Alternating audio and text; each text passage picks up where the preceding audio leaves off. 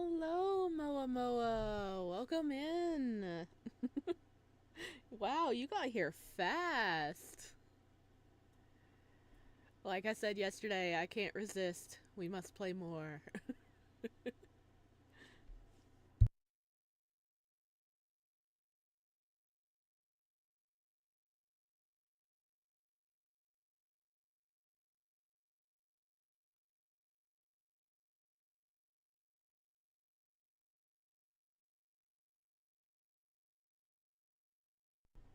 Am I doing well?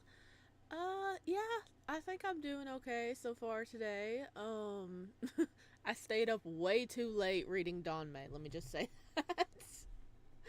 I stayed up way too late reading Dawn May, and then I woke up, and instead of getting out of bed at a reasonable time to actually get ready for the stream and eat and drink and all that stuff, I continued reading said Dawn May. Oh, so yeah, I'm doing okay so far. Kitty, kitty, what you doing? Boop. Hello. I just got out of class and jumped on the notification. Heck yeah. How did your class go today? Hello, Peridot. Just more. Yes.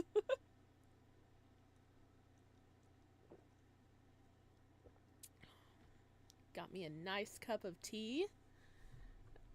And we are going to have such a fun time with this. I couldn't. I couldn't resist. I couldn't resist. I said yesterday we'd probably play again today, and here we are. Because yes. Because yes. We have to. So, how's everyone doing so far? We're gonna get started just in a minute. Um, I just need to do one more like notification real quick.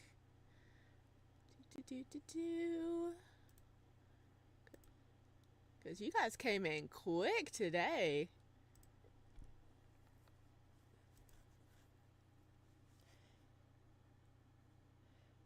Where were we yesterday?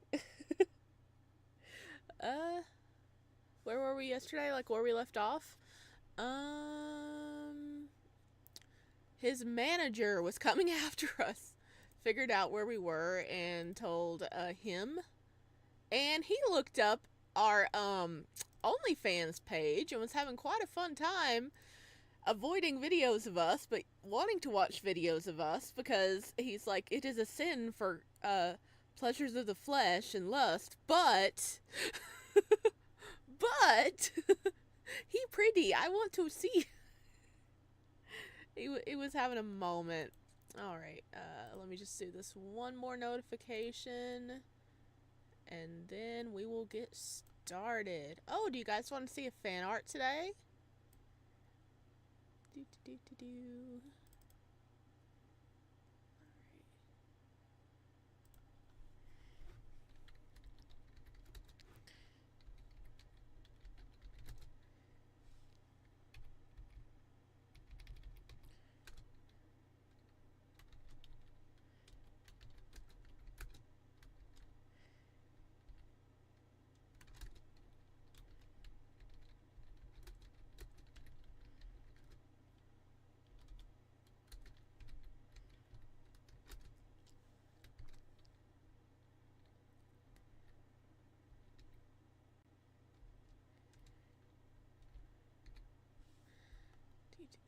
Almost done.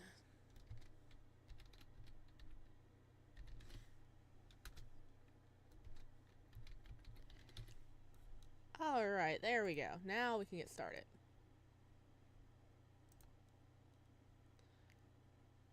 Boop. Oh, Hilio! Welcome in! It's a sin to watch Calm, but not a sin to kill Great Adam, Great Logic. Give us more drama. Uh, oh yeah, Colonel Sanders finds us in the emo guy looks at her OnlyFans. Yes. Oh gosh. Okay, first off, here's the content warning. I think we skipped the content warning yesterday. I am so sorry. Content warning. This game contains graphic violence, sexual content, implied cannibalism. Okay, so that's saffron right there. Mild screen shakes, death. We have avoided it so far. Screen shakes, eye strain, torture, implied domestic violence. This game is intended for 18 plus audiences. So there's all the warnings for all my beloved chickadees. If any of that bothers you, please click away. I want everybody to be safe. Okay, let's see. Wee. Alright, I need to turn the audio up any here. Because we had some crunchy noises yesterday. I need to move that chat box up. You guys are like on my head. Come here. You get up there a little bit. Yeah, there we go. I was jump scared by the stream. I'll be popping in and out. Yeah, no problem. I know we normally don't stream on Thursdays, but like I said before, we have to. We have to play more. I got so into it yesterday. Yay, it's all happy subjects. Oh goodness. Oh yeah, do you guys want to see a fan art really quick before we get started? Because I said I was going to start doing that. Ta-da! No, this is not me. It looks like me, and that's the whole joke of the art, but it's not me. This is actually a character. His name is Shiloh, and he's one of the side characters in a visual novel I'm working on. Yes, it is a Yandere visual novel. No, he is not the Yandere boy. He is the guy that's going to be offering us support and everything. But it might change. But this gorgeous piece is done by our beloved Crescent over on Discord. You guys should definitely pop on in and check it out. Wow, twinning. I know. I did not think when I made him. I did not think. I was like, oh, purple hair guy. Because I love, a good purple hair guy with long hair. It's like, yes. And then I'm like, wait a minute. Everybody was like, hey, look, it's you. And I'm like, oh, no. I did not think this through. Oh, it's beautiful. I know, right? But this is Shiloh. He's a little sweetie pie goth boy. Well, yeah, alternative goth boy. Which hopefully you guys will see in game form this year. I am slowly trying to work on it. But there we go. We are getting back in the game now. Okay, here we go. If I press the right buttons. Okay. Nope, we're not starting over. We're gonna load. I think I stopped here. Yeah.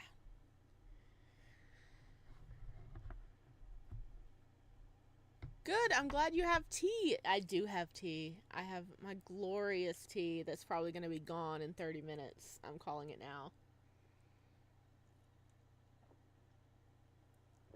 If it makes you happy, I made the ML of my visual novel have one eye covered just for you. I know you like them. Oh, that's so sweet. Oh, I'm looking forward to seeing progress on that. Okay, Park Bend, Arizona, 4 o'clock p.m. Blue Acres Trailer Park. Ah, we made it back to our aunt's house. You arrive at a rundown trailer park. Pulling onto a dirt drive that leads to a selection of mobile homes clustered together as if gathered for congregation.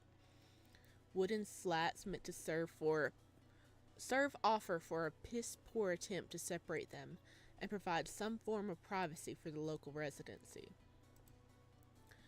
A few people chatter in the middle of the road and ignore you while you're forced to navigate around them. You almost take out a portion of the aforementioned fence, which garners a visceral reaction from one of the men standing in the middle of the road. Bintang, hello, welcome in. You came just in the nick of time. We just started. Watching so many videos about visual novels make me want to create one in French because there's no Yandere visual novels in French. Do it! Do it! I might not be able to play it because I don't know French, but do it! That do the thing. I believe in you, Moa Moa. That art, damn! I know, right? You're talking about the fan art I showed up here? I know, right? That was by Crescent. People post up, I have a fan art channel up on my Discord, and there's a lot of lovely people over there. Uh, that one, I was not expecting fan art for a character that, from a game I had not even released. I only, like, dropped a little tidbit of them, and bam, we had fan art. You almost take out a portion of the aforementioned fence, which garners a visceral reaction from one of the men standing in the middle of the road. He shouts profanities after you and whacks the bumper of your car with his steel-toed boot before you can drive away. Yep, we're in the country. Steel-toed boot. I know we're in Arizona, but you can tell we're out in the area where there'd be, like, cattle farm and stuff. Steel-toed boot. That is a farmer or a working man right there.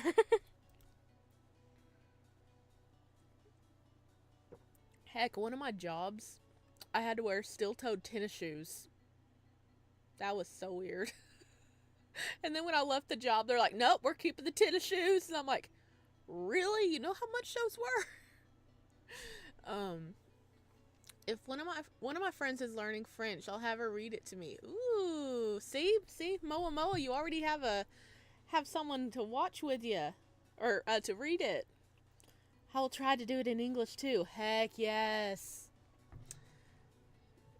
Yes, my stream was a little delayed, but yes, that art with alternative was beautiful and hot. I know, right? Oh, I will let the artists know. I don't think they made it to the stream today, but I will let them know because that is so nice. Crescent is awesome artistic. I love it when they drop snippets. Yes. But your stream was a little... Oh, yeah, the stream. Sorry, I am very, very good at getting distracted. A cute little welcome back from the neighborhood present, all in the form of a new dent. How lucky! You just can't wait to beg your aunt to stay. White knuckle gripping the steering wheel, you follow the rocky road right up until you come across a double-wide trailer, painted tan with a slightly darker trim. The lawn is freshly trimmed. There's a lovely cactus garden growing, and that's not your stop. Nope. It's the teeny tiny trailer sitting next to the double wide, where angry looking flamingos dapple the lawn in splashes of neon pink, giving Adam a run for his money with those glares. Your new possible home. The teeny tiny trailer, not the double wide. Again, you're oh so lucky. You should really try your hand at the lottery. Putting your car into park right next to a potted plant that's browning and withered, you step out of the driver's side and notice one of the blinds shifting as though someone bent out of it only to quickly pull away. Oh yeah, she's already like, oh, somebody pulled in. Yeah, this is the same ant that was like screaming at us and trying to steal somebody's guns. Yeah, but we can't. The reason we're going to be begging our aunt to stay with her, even though she is crazy, is because Adam apparently knows where we are, and we do not feel safe going to our home. So, yeah, here we are. You head for the front porch, actively avoiding the middle step of the porch, which remains unfixed after it caved in 2 years back. You raise your hand to knock, but it opens before you can. A hand darts out from the darkness and latches onto your wrist, causing memories of Adam doing the exact same thing to come flooding back in a rush of panic and fear. He can't be here. He can't. Before you can open your mouth to even scream, the hand yanks you inside, another clamping over your lips as the door clicks shut. Your pulse races as you try to think of how to escape your captor's hold. Alright, let's see. Okay. Bite hand, be dramatic. Go limp. Okay, it's like over our lips. So if the hand is fully over our lips, like, you know, when you cup over it, it'd be kind of hard to bite the hand.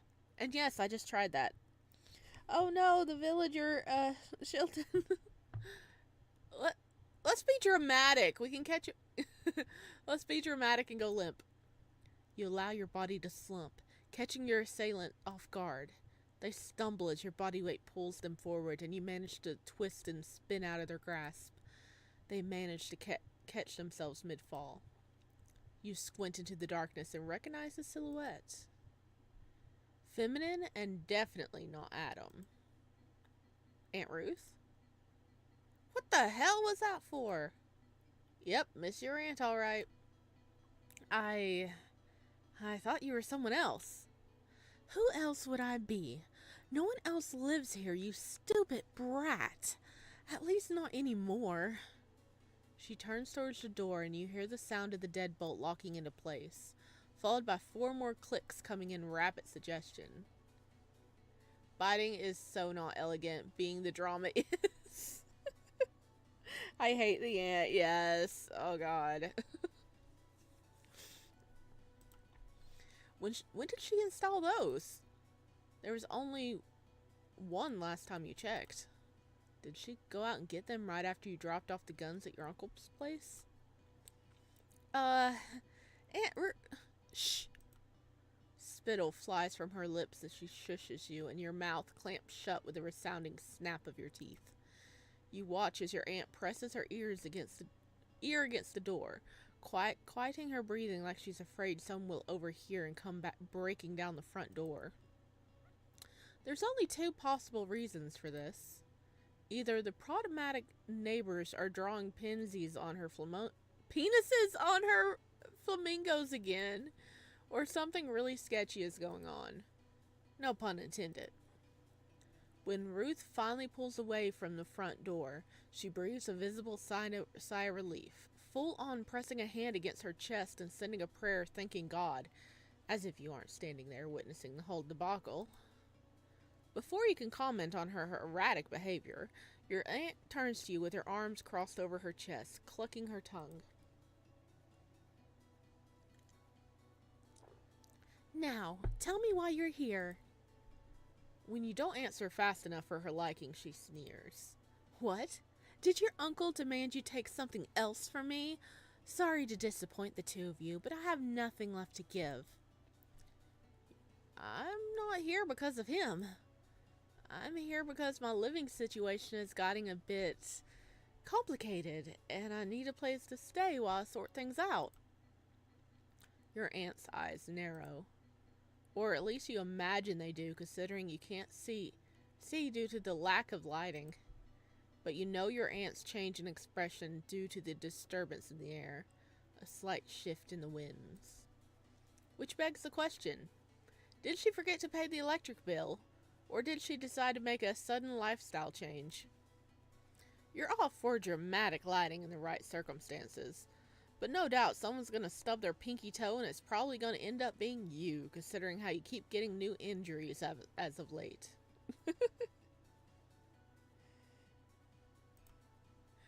Seriously, you're going to have to start naming them soon so you can keep track of each one and how you got it. So you're only visiting because you want something from me. Why am I not surprised? The comment irks you. Who were you delivering those guns for again? Certainly not yourself. Yes, your uncle made the request, but if she handled it herself, then you wouldn't have never made that road trip from hell. She benefited from you volunteering. The courts would have hounded her ass otherwise. You mentally shake your head. And it's not like you want to room with her, but you've got nowhere else to go. Not when you discovered your worst fear a couple of hours earlier. what happened a couple hours earlier?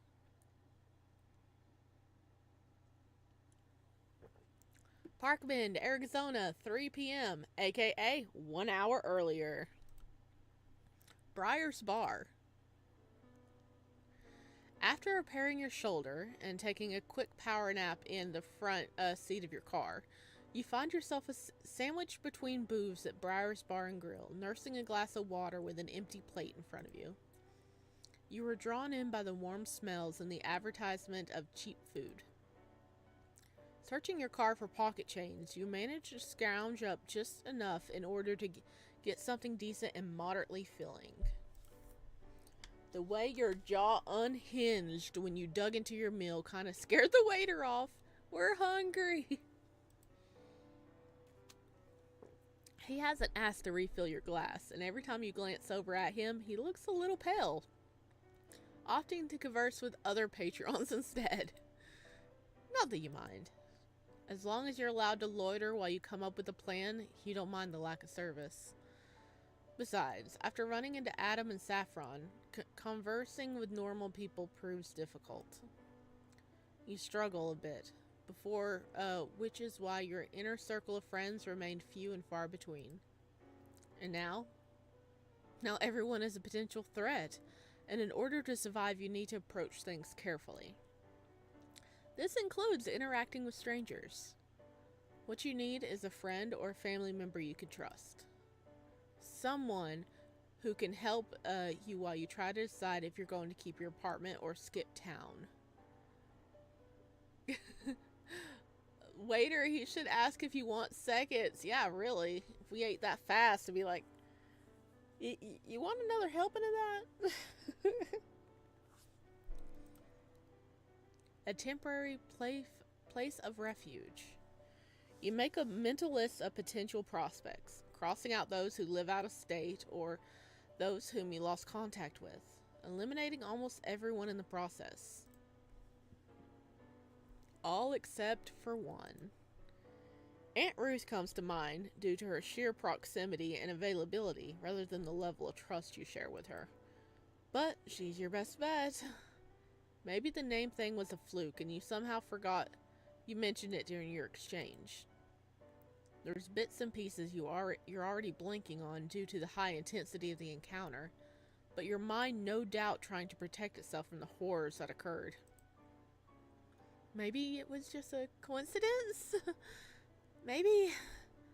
A drunken shout draws your attention towards the front of the bar, where an older gentleman waves a busted TV remote in the air.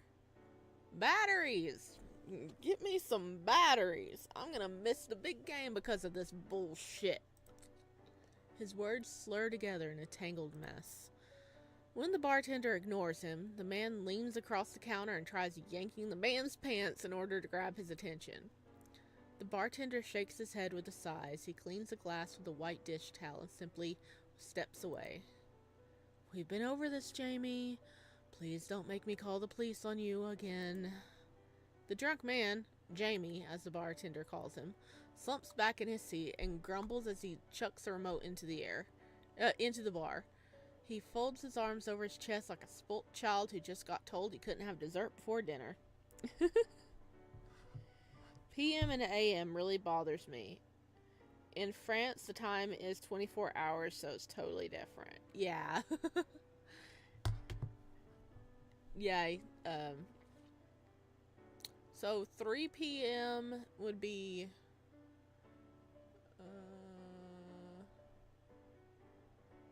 15. It'd be 15. Well, you don't say 15 o'clock, you say 1500, right?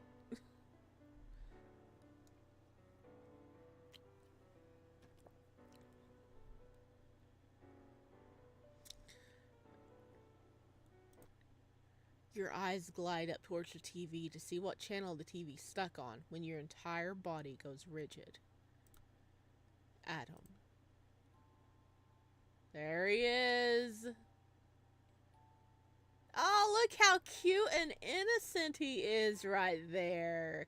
He didn't try to murder us a few hours ago. I don't know what you're talking about. Look how cute he is. On screen, the camera captures close-up of Adam, from his signature purple hair down to his iconic earring before finally landing on his face. He beams at the camera with the exact same smile he wore moments before he plunged a knife into your shoulder. A wolf in sheep's clothing. He really knows how to blend in, huh? Your nails dig into the meat of your thigh, wishing you could expose his true identity when the camera switches over to the interviewer who already wears a smile of her own. She introduces herself as Lawrence D'Ottavio and excludes practiced confidence that one can only develop after years of working with A-list celebrities. Today, we're here with Adam Godlin, composer and lead vocalist of Cake. She turns to him and straightens a stack of laminated cards on her knee. Now, Adam, I heard about the accident and wanted to make sure you can handle doing this interview. Don't worry about rescheduling and just be honest with me. How are you feeling? Your stomach plummets at the mention of an accident. You know, we stabbed him back. You know, he stabbed us first. We stabbed him back, you know. He looks a bit like you. Yes, I say that just because he has purple hair. Yes. Can you see the resemblance? I am not a serial killer. I will say that. I am not a serial killer. Atom is. I am not a boy band member. He is. So, but yes, we both have purple hair. He has earrings, though. I don't have earrings. Maybe I need earrings. I don't know. Okay, but I have feathers. He doesn't have feathers. Ha ha ha ha ha. Okay. An interview from today? Sure enough, there was a slight bulge underneath his shirt, right above his hip bone. Clear-cut evidence he made his way off the highway with the scars to prove it. Part of you wishes he bled out on the asphalt, but you knew the blade didn't go deep enough to cause irreversible damage. You meant to maim, not kill, unlike a certain someone. And now here that someone is, continuing on with his life while you're loitering at an 18 and up bar out of fear. What a complete and utter bullshit. I'm great, Lawrence, and happy to be here. My injury was pretty shallow, and we're just taking extra precautions to ensure my recovery goes smoothly. I'll be up and running again in no time at all. He turns towards the camera, and you tense on reflex. It's as if he's looking straight at you with those sharp, introspective eyes. The smile he gives the camera comes slow and mocking. After all, you can't get rid of me that easily. Oh, he knows we're watching. You just need to take off the feathers and be more emo. I mean, maybe. Yes. But he knows we're watching.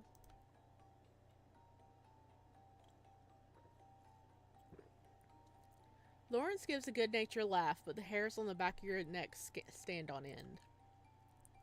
To anyone else, he's a man determined to get back on his feet, but you know the comment was meant for you. It's his way of saying he's not letting you go. Not by a long shot. You stare at the melting ice in your glass, trying to control your breathing as the interviewer presses a hand over her heart. I think I can speak for most of us when I say we're happy to hear that you have such a wonderful support system taking care of you. Now you mentioned a while back that you and the members of Cake are pretty close. I assume they're part of your support system? Of course. They're like my brothers. They're my family. Same goes for my manager. Oh? Then does he tell his found family about his cute hobby of disemboweling people? I think Saffron knows, but I don't think the others know. And I don't think they're close at all. They all hate each other. Well, at least Adam hates them. How can he know? Is he planning just in case? Maybe. Do they go on brotherly bonding expeditions and laugh in the face of their victims? Are all the members of Cake just as messed up as their leader? Or a better question yet, are they all looking for you, the proverbial lamb who managed to escape the slaughter? You want to scream in his face to leave you the fuck alone, because you want no part of this. You just want things to go back to normal. Or at least as normal as they were before you agreed to helping out your aunt. Forcing yourself to calm down by pinching the bridge of your nose as you hear the soft coos of the audience, reminding yourself he has no idea of your current location. You can't let him get the best of you. You'll get through this. And besides, what are the odds the rest of his band members know and participate in what he does? The chances are slim, minuscule, microscopic. You're okay. You're safe. He's probably the only person looking for you right now, and he's busy and on live TV. You're fine. You glare back up at the screen with newfound determination, and Lawrence smiles, her severe features softened by the expression. I can tell. You and, I'm sorry, what was your manager's name again? Saffron. The guy we met at the gas station. Adam leans back in his seat, crossing one long leg over the other, wearing the most radiant smile as he looks at the camera. Saffron Albrecht. Your heart lodges in your throat. You can't breathe. The panic comes back in full force, pinning you to the booth. Your hands shake as you stare up at the screen with parted lips. No, he did not just say Saffron. Not the same Saffron you ran into hours earlier. There's no fucking way he found you that easily. But your gut gnaws at you, knowing that you're in a heavy state of denial. And now, Saffron's card burns a hole through your pockets. Unable to ignore the facts any longer, you withdraw your wallet from your pocket with shaking fingers and pluck out the business card given to you earlier. Sure enough, embossed in white ink, Saffron's full name stares back at you. Saffron Albrecht. Saffron Albrecht, who works with Adam's band. Saffron Albrecht, who licked your blood off his fingers like it was Gamer Gal bathwater. Gamer Gal bathwater? What the? Oh, God, that's nasty. Oh. Lamau, the character, is in the poopy. Yeah, we are not having a good time.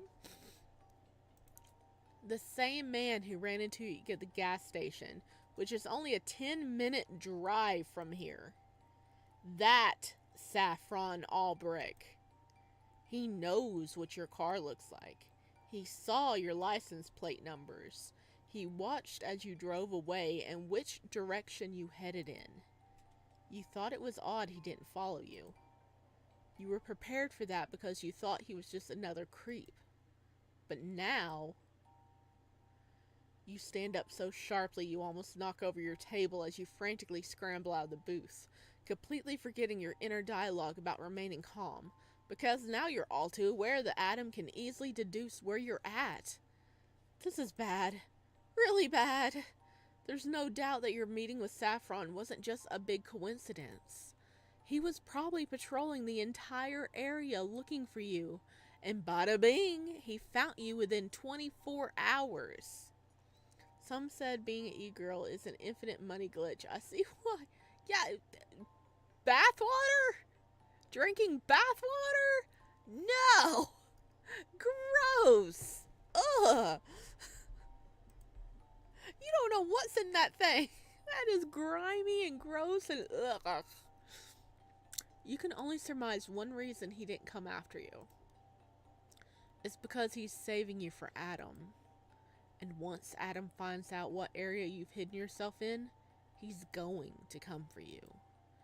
And not the sexy kind of come either. You need to leave and get to your aunt's. Now. You almost steamroll past a waiter carrying a large platter and apologize over your shoulder as you hurry out the front door. A voice calls out to you when you're halfway through the parking lot, but you ignore it, too preoccupied with getting the hell out of Dodge. Have you read Lookism? They even take spit. I have read some of Lookism. I'm not up to date with what happened, but what? Spit? I don't know if I want to ask. Did he put the tracking device in us when he stabbed us? I mean, he should have. I think he was trying to murder us, so he wasn't thinking. That would be a waste of tracking devices.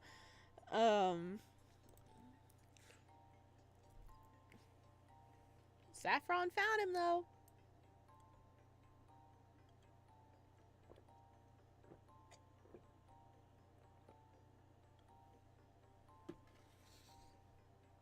Okay, the tea is all gone. But why is the tea gone? Okay. I was trying to do, but why is the rum gone? So I should have said, but why is the tea gone? Okay, I don't blame you. It's 500 chapters and I'm on chapter 550. Like, I started reading it years ago and I think I caught up to where it was and then I stopped reading it. I need to get back into it again. Did you see the anime for it? I wish there was more episodes. I want to see my boy more. The blonde-haired boy. I love him. He is baby. Oh, man, I can't. Oh, his name escapes me. Oh my gosh. Okay. The bartender who called after you frantically waved his arms over his head trying to catch up. You rev the engine and peel out of the parking lot, not even paying attention to the waiter or what he holds in his hands. Imagine that in one of the endings you end up with him, they go on killing sprees as a couple. Ooh. That'd be a fun ending to a game. I like that. Okay, now we're back at 4. Back in the trailer park. Current time. Go home. I'm not here to run a charity case. Aunt Ruth's harsh words snap you out of your flashback. They're clipped, leaving zero room for debate as she rifles through a nearby cupboard. There's a bunch of liquor inside. Vodka, rum, moonshine even. How much ethanol content does that stuff contain again? You're not sure you want to know. A good portion of them are half drained. Your aunt scratches her head, muttering to herself. When she notices you watching, she slams the cupboard shut, her weathered lips peeling back in annoyance. Go on, leave. I already told you you're not welcome here, now get. From the set of her jaw to the outward jut of her hips, you can tell she's 2.2 seconds from going off. She's a stubborn woman with a southern grit and a nasty attitude to boot. If there's one thing you know about her, it's her weakness for free manual labor. The entire reason she claimed to have married your uncle was because he took over the housework and paid the bills. A bona fide user, but you need to barter with her for a safe place to stay. Your eyes drift towards the sink, clustered with grimy dishes and cups filled with souring milk. Ugh. They tower like a fragile stack of cards ready to blow. You pick up a fork with the dried flecks of something on the tines and wave it around. I'll take care of any and all chores if you let me stay. Her lips twist like she just sucked on a moldy lemon, but her jaw loosens as she considers your offer and her initial stubbornness recedes. And grocery runs? Done and done. She hesitates, but clearly it's just for show because she wants you to think she's doing you the world's biggest favor. Fine, she says at last. But if you slack off, I'll boot your ass out where the little old Laverne sleeps. Laverne's a cactus. She's talking about a cactus. Won't be a problem. Aunt Ruth glances at her cabinet filled with the devil's juice, a code name she and your uncle called their liquor in front of you when you were a kid. One of the few memories that you can recall is of when you asked for some at the tender age of 9. Your uncle gave you a grape juice instead, to create the same coloring as the wine your aunt used to drink before she switched to harder liquor. Then your aunt threw a fit after she found out he gave you the last cup. Her temper tantrum lasted 4 days. 4 days over 1 cup of grape juice for your 9-year-old relative. Really? Oh my god.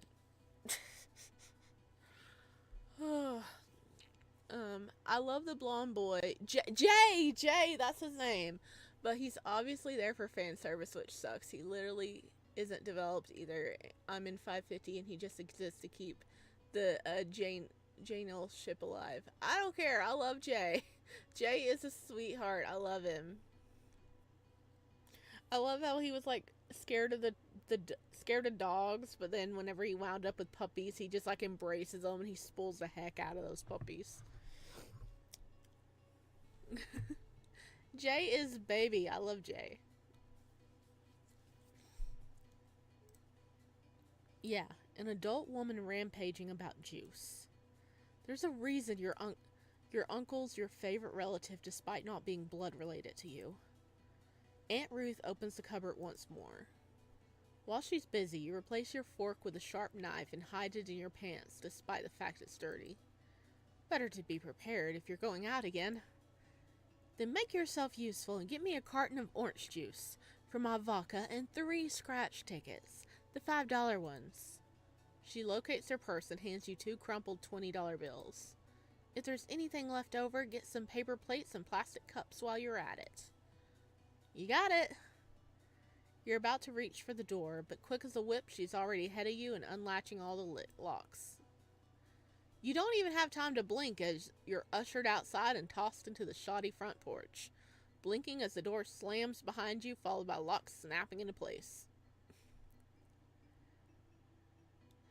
Grape juice isn't even that good. If it was apple, I would understand. Oh man, I mean seriously, throwing a tantrum over the kid getting a cup of grape juice. Ugh. I prefer cane.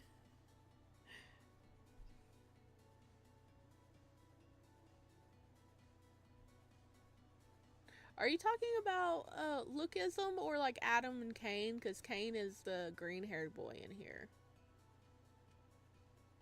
I'm sorry, I'm confused. Yeah, I really like the the prequel. I hope we get another piece of it. I want to see more of that.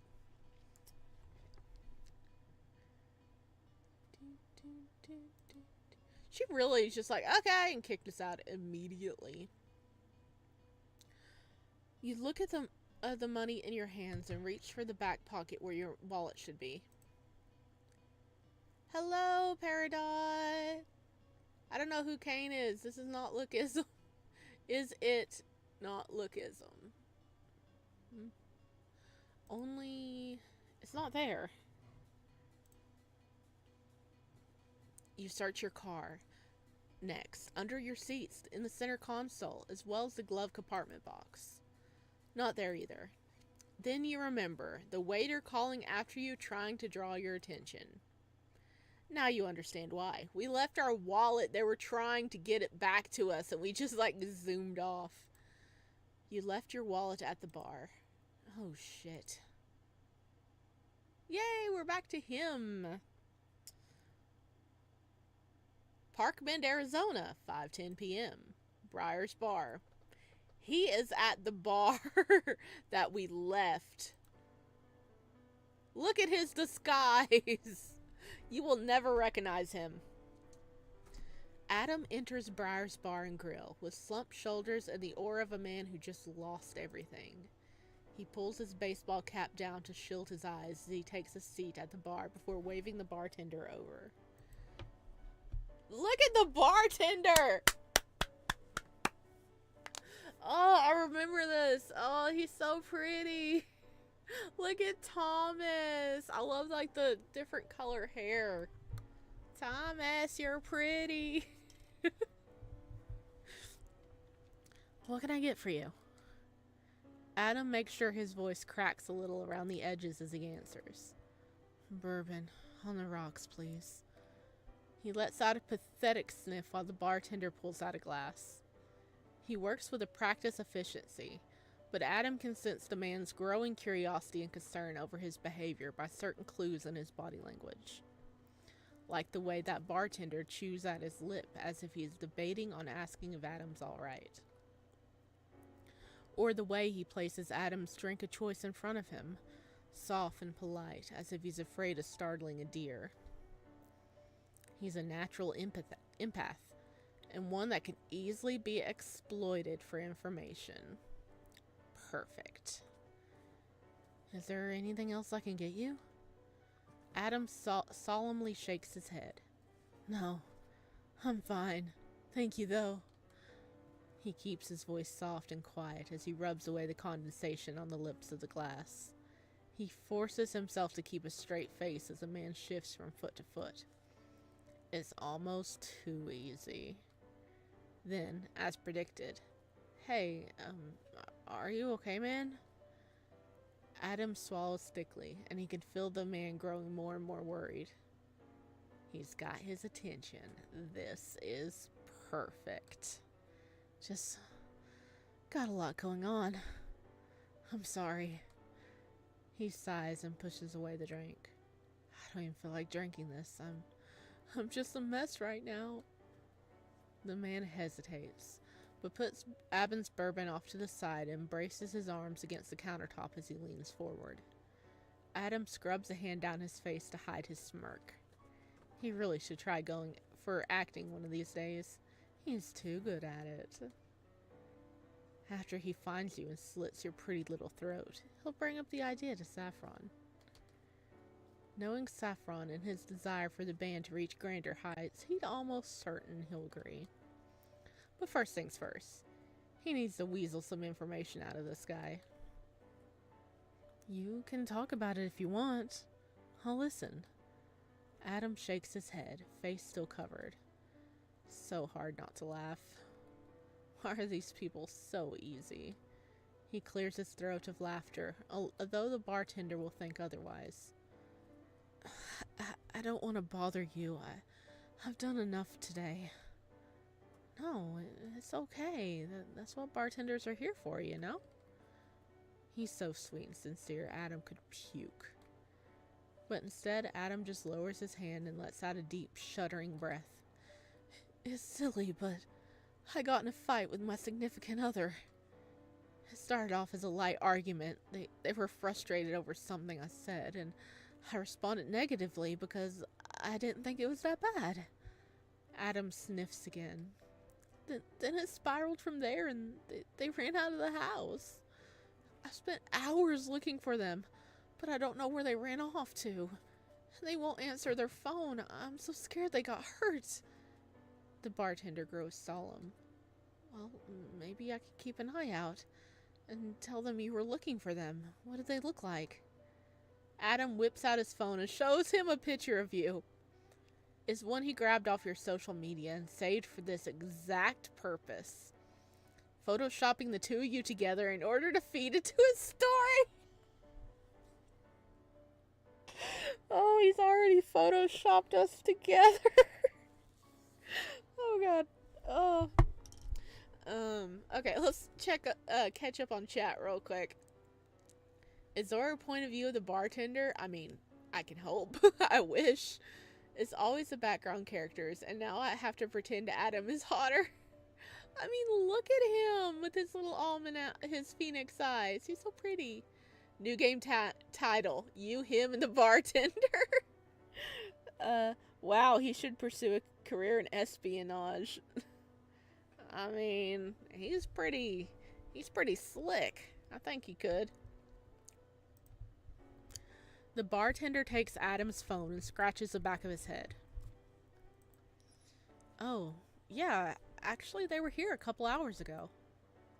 I like his hair. I do too. He's pretty. Adam perks up. Really? And they're okay? They're not hurt? The man gives Adam his phone back. No, they seemed a bit jittery and left their wallet behind. He pats the back of his pocket for emphasis. I picked it up and tried calling after them, but they seemed like they were in a hurry. I'm keeping it on hand in case they come back looking for it. Adam looks down at your photo with faked fondness. I'm so glad. Thank you so much. Maybe they're still near here. Sorry, I couldn't help more.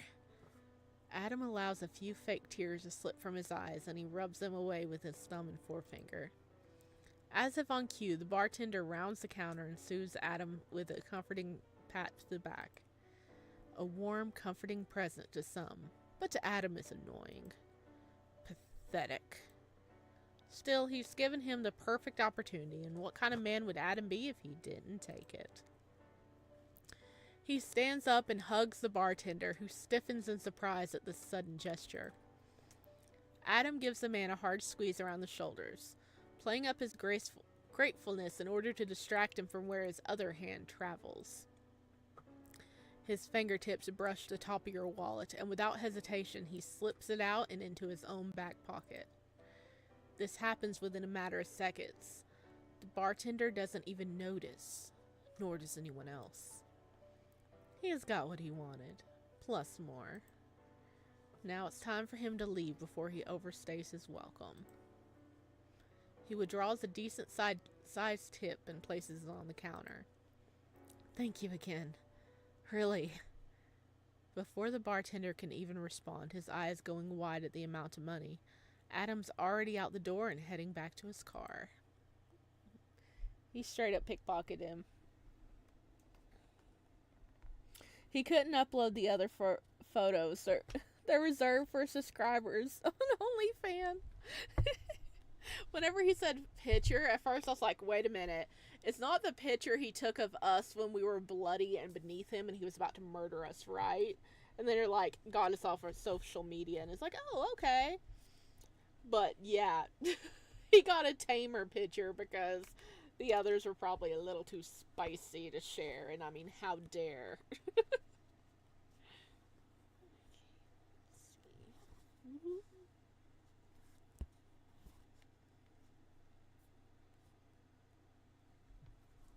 Yeah, don't do that. Come back here.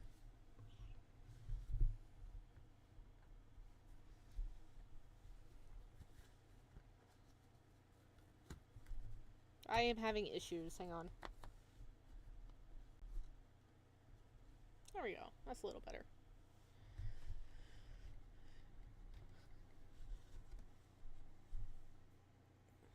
Adam smirks to himself as he draws it out with a relish. Who would have known you would have been this careless? For someone who's evaded him so long, you keep making mistake after mistake. It's really sad. He hums to himself, tapping the corner of your wallet to his lips while grinning. Damn. He wishes he could see the expression on your face when you return to the bar to find out someone was looking for you. Imagine if the bartender was a fan or a top donator. Oh my god. Would have recognized us in a heartbeat.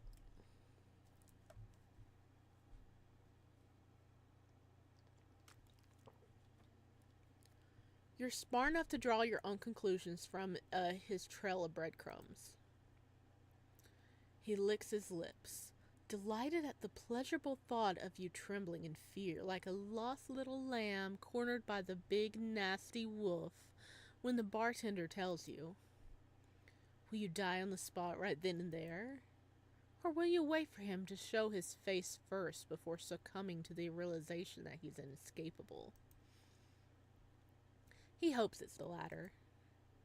Adam can't wait for the chance to finally break you.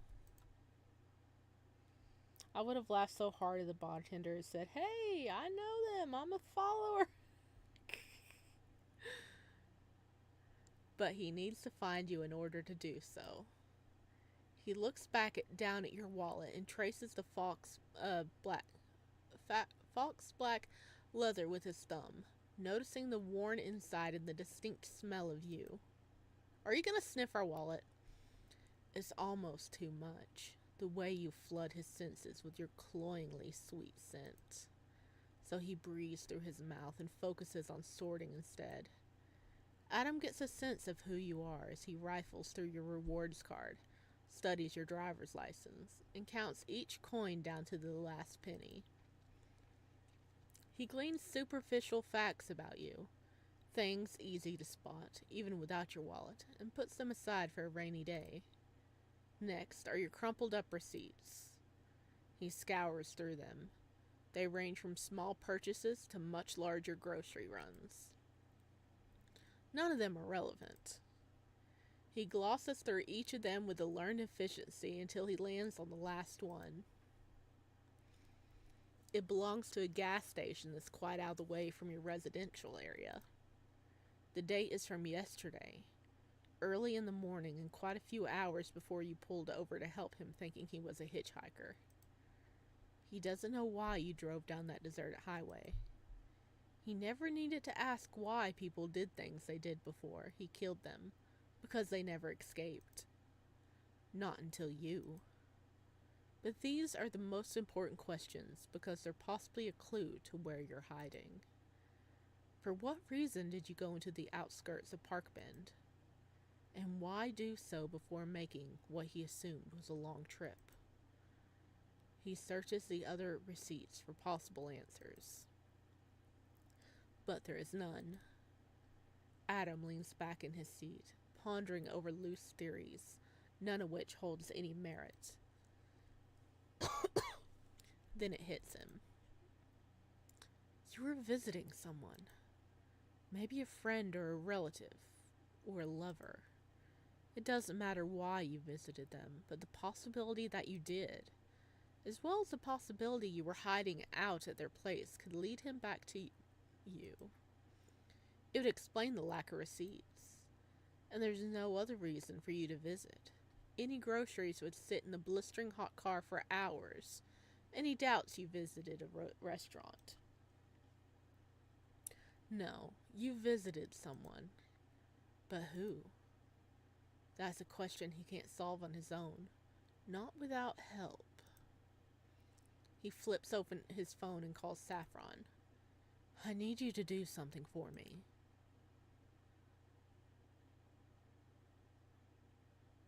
Sparrow, go restock on tea. You're gonna need it. You ran out half an hour ago.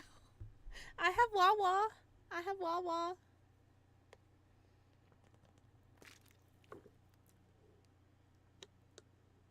I have Wawa. It takes like 10 minutes to make tea. Because I gotta wait for the water to boil, which takes about 5 minutes. And then I steep the tea bag for 5 minutes, which technically I guess I could steep it in here, but then I add milk afterwards. So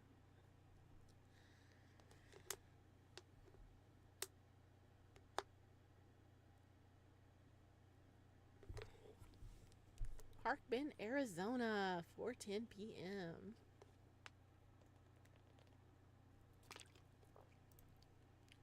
Like, we are still in chapter 2 right now. And there's 4 chapters. Because we have played chapter 2 before. 10 minutes is fine. Remember yesterday? Yeah, but I don't want to leave because then everybody will leave me. All the viewers will leave. I don't want to do that.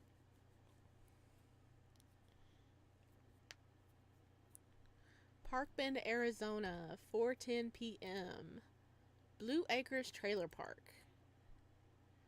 You sit outside in your idling car while beating yourself up for a solid 10 minutes. Mistakes were made. One piled on top of another, crushing you beneath their weight and crushing your ribs and lungs, making it almost impossible to catch your breath and remain calm. The biggest mistake being that you even pulled over in the first place.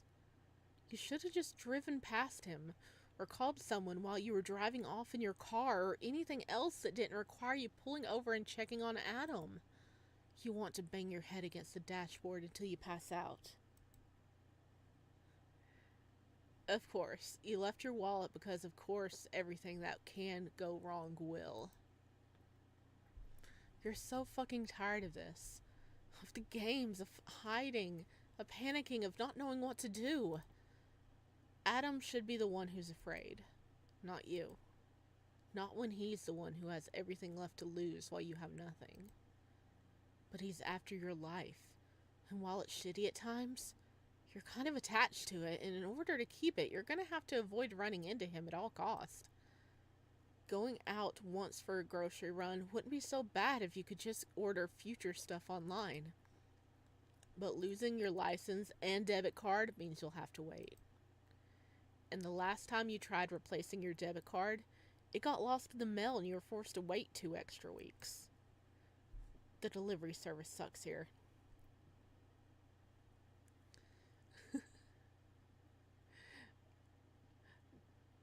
It's been 2 live streams and these haven't kissed yet.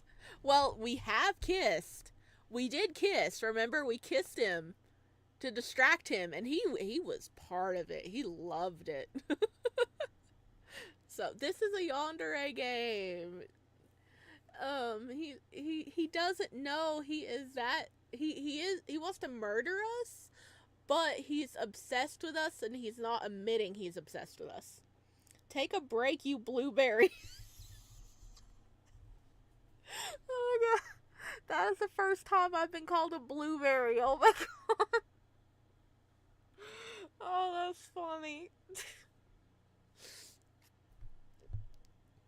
Hello, cancel your card. Someone could use it. Yeah, he did say, last time you tried replacing your debit card, it got lost in the mail and you were forced to wait. So, yeah, whenever your card disappears, you do need to, like, cancel it ASAP. Yeah, I thought I lost my card at one time, and it was just, it popped up. Not even, like, 10 minutes after I called and canceled it.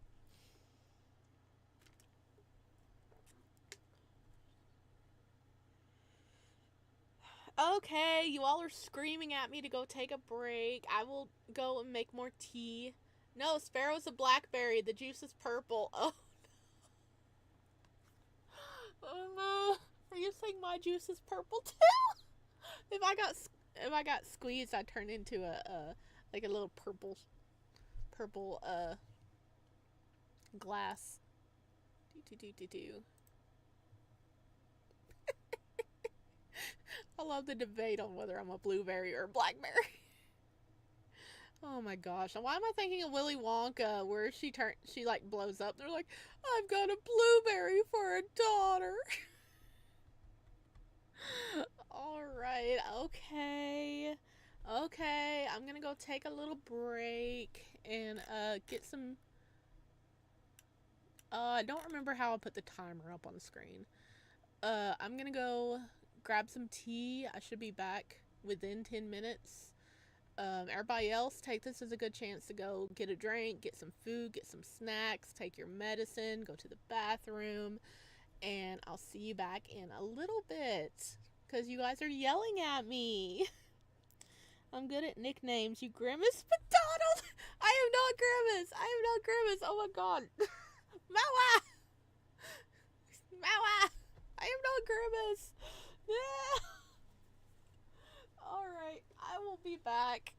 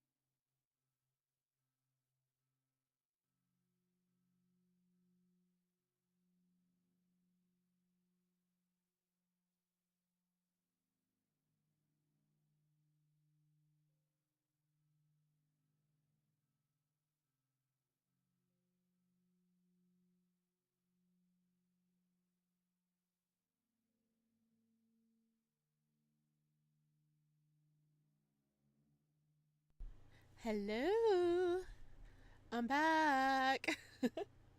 Hello, Moa Moa. I'm glad you waited. And I know that a lot of streamers take breaks like halfway to their streams or whatever. It's just where I still have such a small viewership. I'm afraid like when I step away for a little bit, everybody will leave. Which it looks like we did lose most people, but that's common. I mean, also people have like things to do and a long stream. You know, you can't catch all of it. That's why VODs exist. But all right, I am back from my forced tea break. Thank you. I am enjoying my tea. So we are going to dive back in. All right. The delivery service sucks here. So more than likely, it's going to happen a second time around. Oh yeah. We're not going to have a debit card for a few weeks because we lost it, huh? Which leaves you with two options. Either go back to the bar, risk running into Mr. Relentless, but minimize the need to go outside as frequently. Or hope the delivery guys don't fail you and risk going out to get groceries for the next few weeks. The choice is obvious. You have to return to the bar. You should always take a break when it's too long. Yeah, I guess so. Normally we only do like 2 hours because I do 2 hours straight and then I'm like starting to get tired. So I normally stop at 2 hours, but maybe if I take more breaks, the streams can be longer, but I feel like there's going to be less people. So, yeah, I should take breaks. Thank you. I am very grateful you guys have my well-being in hand, my beloved little chickadees. You look at the cash your aunt handed you, wishing she used debit cards instead. But the woman refused to expose herself to the online feds and works under the table. Everything comes either in crisp dollar bills or nothing at all. She always errs on the side of caution, but you're honestly wondering if you should take a few notes from her book, especially with Adam on your tail. But at least you have something you didn't last time. Hello, Ghosty Necromanta. Welcome to the nest. I hope you enjoy your time here. Welcome. We are almost at 1,000 subscribers on YouTube. That is so crazy. That is so crazy. But thank you for joining our army of fluffy birds. Alright, let's see. Hello, Ohilia. Welcome back. Welcome back.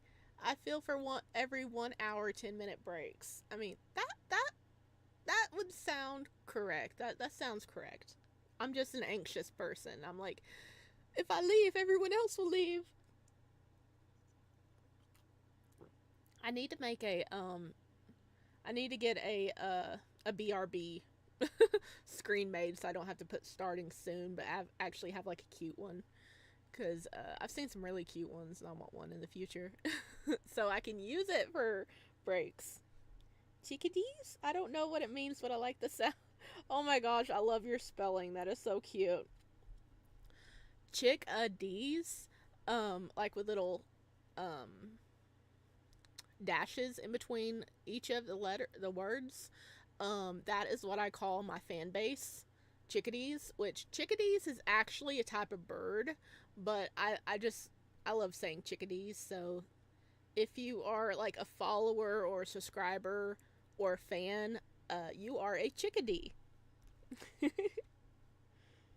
So you are a chickadee, Moa Moa. But you at least have something you didn't last time. The sharp kitchen knife glints in the passenger seat. the dirty kitchen knife. So if we stab somebody, they're going to get an infection on top of being wounded if they live. Hello, Magali Perez. Welcome in. I am a chickadee. You are a chickadee. You are a cute little chickadee. Sure, it's grimy, but at least you can defend yourself rather than being defenseless. You mentally prepare yourself on the drive over, ready to do whatever's necessary to protect yourself, even if that means stooping to Adam's level.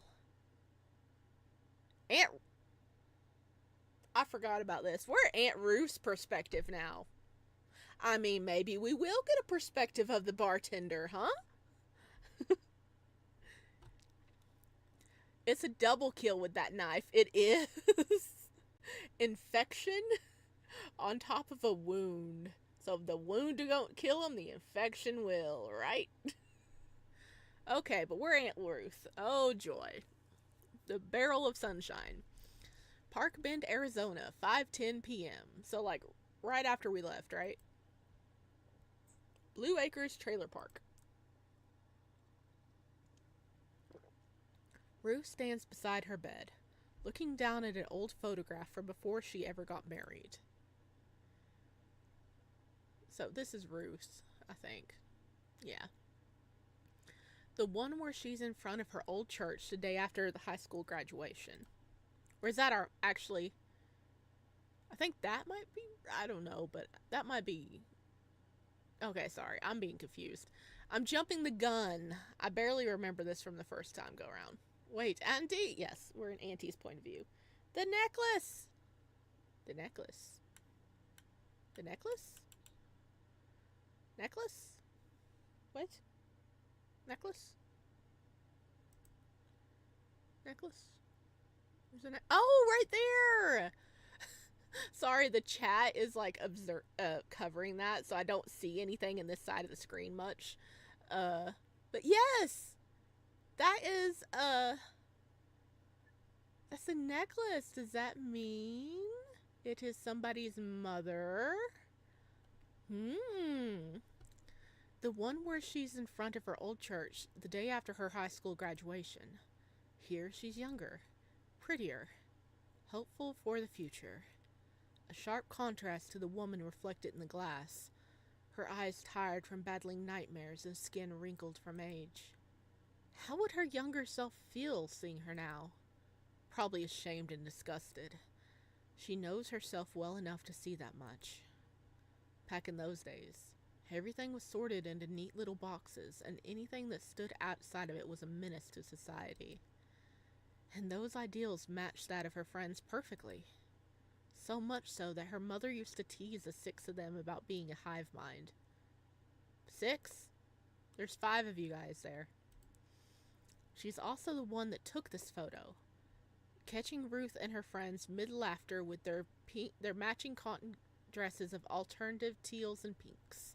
So the mom took the picture. Aunt Ruth's mom took the picture, so that's Aunt Ruth. That's really clever of devs to like use like this gray bluish skin tone for like MCs, and this is like a relative of the MC, so it's one of those that the player can imagine whatever skin tone or whatever that makes them feel included or perfect, you know, like not perfect but as the character. So that is pretty clever of devs to do. They're suddenly women. Yes, but it is part of the story. Is that Adam's mother? They are rocking the unholy crosses. I think, isn't hers? Hang on, no, hers is a normal cross, I think. And I think Adam probably inverted it. This is Adam's mother! All the pieces come back together. Grimace women! Oh gosh, yes, everyone's purple.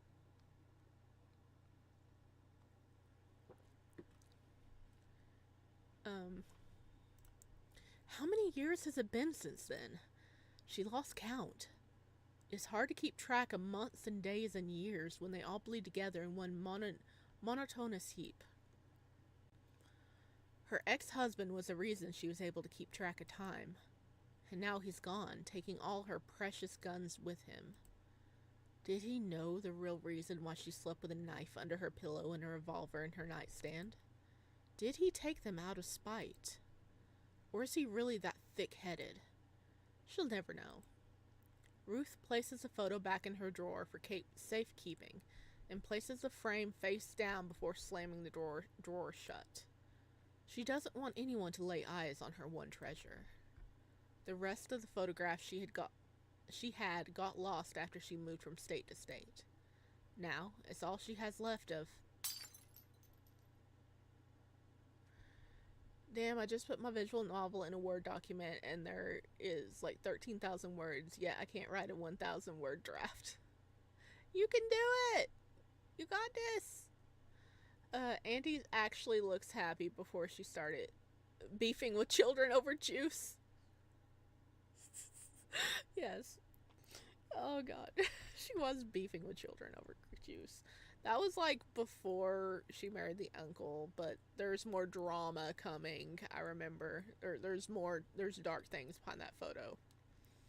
A crash comes from her left and Ruth screams before slapping her hands over her mouth.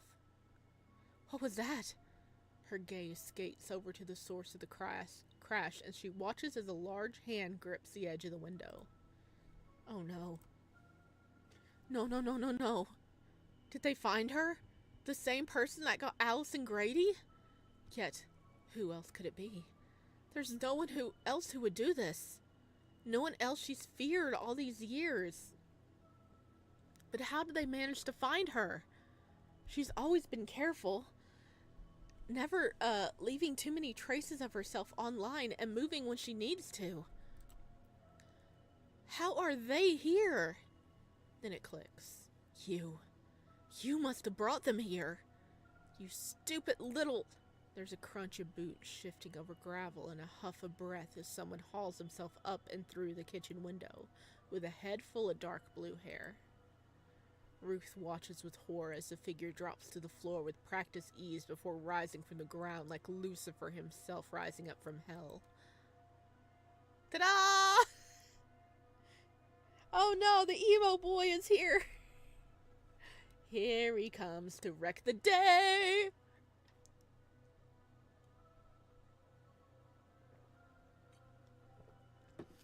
The intruder rolls his shoulder as he surveys Ruth's trailer.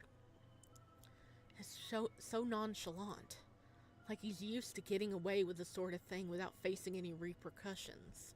She's rooted in place, frozen as she stares at the man. Move. Her breath comes in unsteady pants. She can't bring herself to even wiggle a pinky finger, she's so scared. Why is she so weak?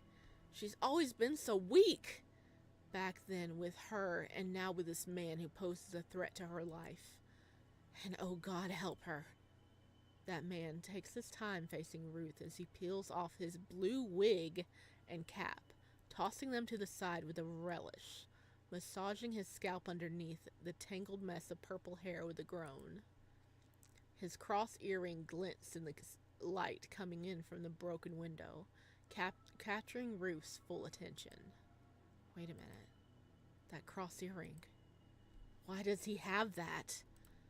She'd recognize that pendant from anywhere, but she hadn't seen it since she last walked out of Carissa's house back then. And it wasn't an earring, but rather a pendant that belonged to a necklace. The same necklace she gave Clarissa for her birthday so many years ago. She thought, when the unfortunate news about Clarissa came out, she was still in possession of the necklace. But if that's the case, how did he get it? That's much better.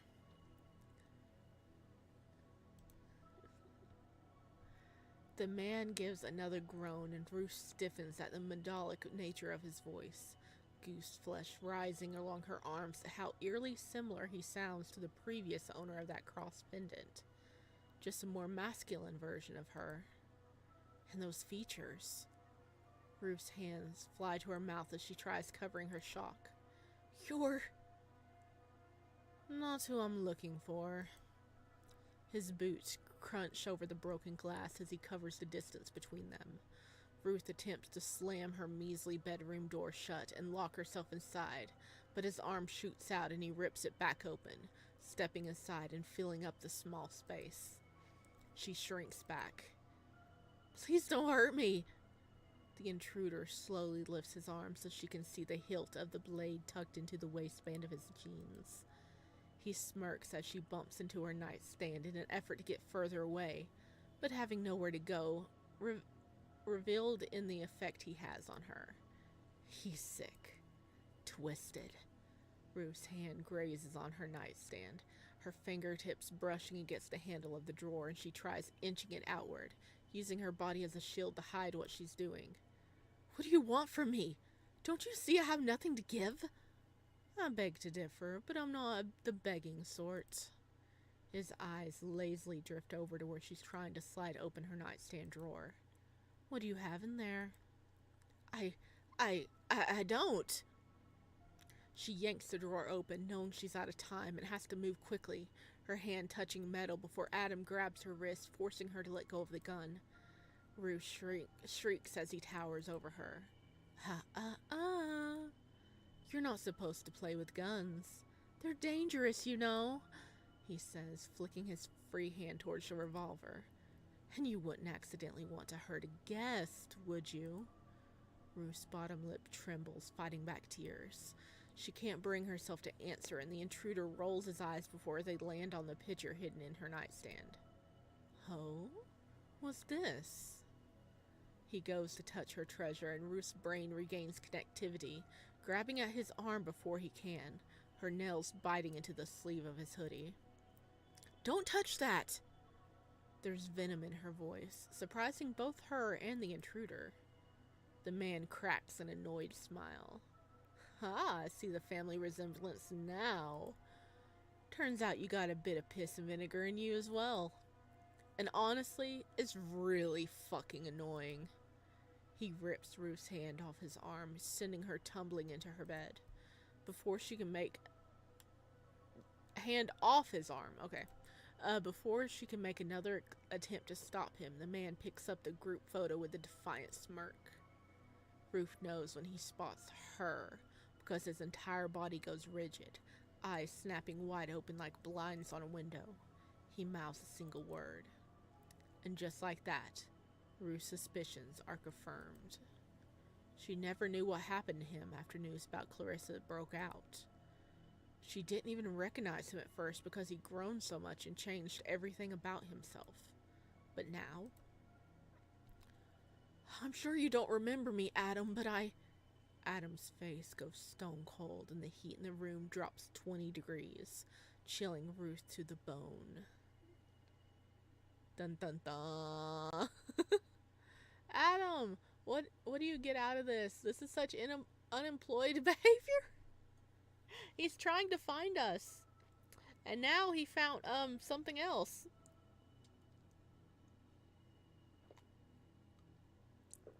So, I do believe that is a picture of his mom. And his mom passed away. So, this belonged to his mom. So, she was actually friends with his mom. And he is pissed now. I mean, when is he not pissed? He grips the frame so hard the wood slidings crack from pressure. "Well, isn't this interesting?" He looks down at her, and the hatred in his eyes is absolute. If he didn't want to kill her before, she's almost certain he does now. There's no reason he wouldn't at this point. They both know what she's done, the grief she caused, and all of them caused, and now her karma has returned tenfold. Girl, you did all that and didn't think to carry a gun 24/7. I mean, she had a gun in her drawer. She's going to die. And she knows it. Ruth scrambles backwards on the bed, hitting the wall with a harsh thud, tears spilling onto her cheeks as she withdraws his knife. As he withdraws his knife, his eyes dead and merciless. "I'm sorry. I'm so sorry." Adam cocks his head, his grip on the hilt white-knuckled, as if her words struck a nerve. No, you aren't. Oh. Ruth releases a visceral scream as the steel descends upon her, causing a murder of crows resting on her back long to shoot up towards the graying skies. Dun dun dun! Back to us! At the same time, we're at the bar. Well, we're going back for our wallet that's not there anymore. Monsoon season sure picks one hell of a time to pop off. Torrential rain pours down in heavy curtains, soaking through your t-shirt, pants, and, worst offender of all, your socks as you make your way into Briar's Bar and Grill. I can imagine Adam monologuing, and in that time you could easily make breakfast, feed the cats, and grab your gun. Well, he wasn't monologuing this time, but I think... Oh god, that's so funny. We need that now. It's crazy. He ran into his mother's friend's niece. Coincidence!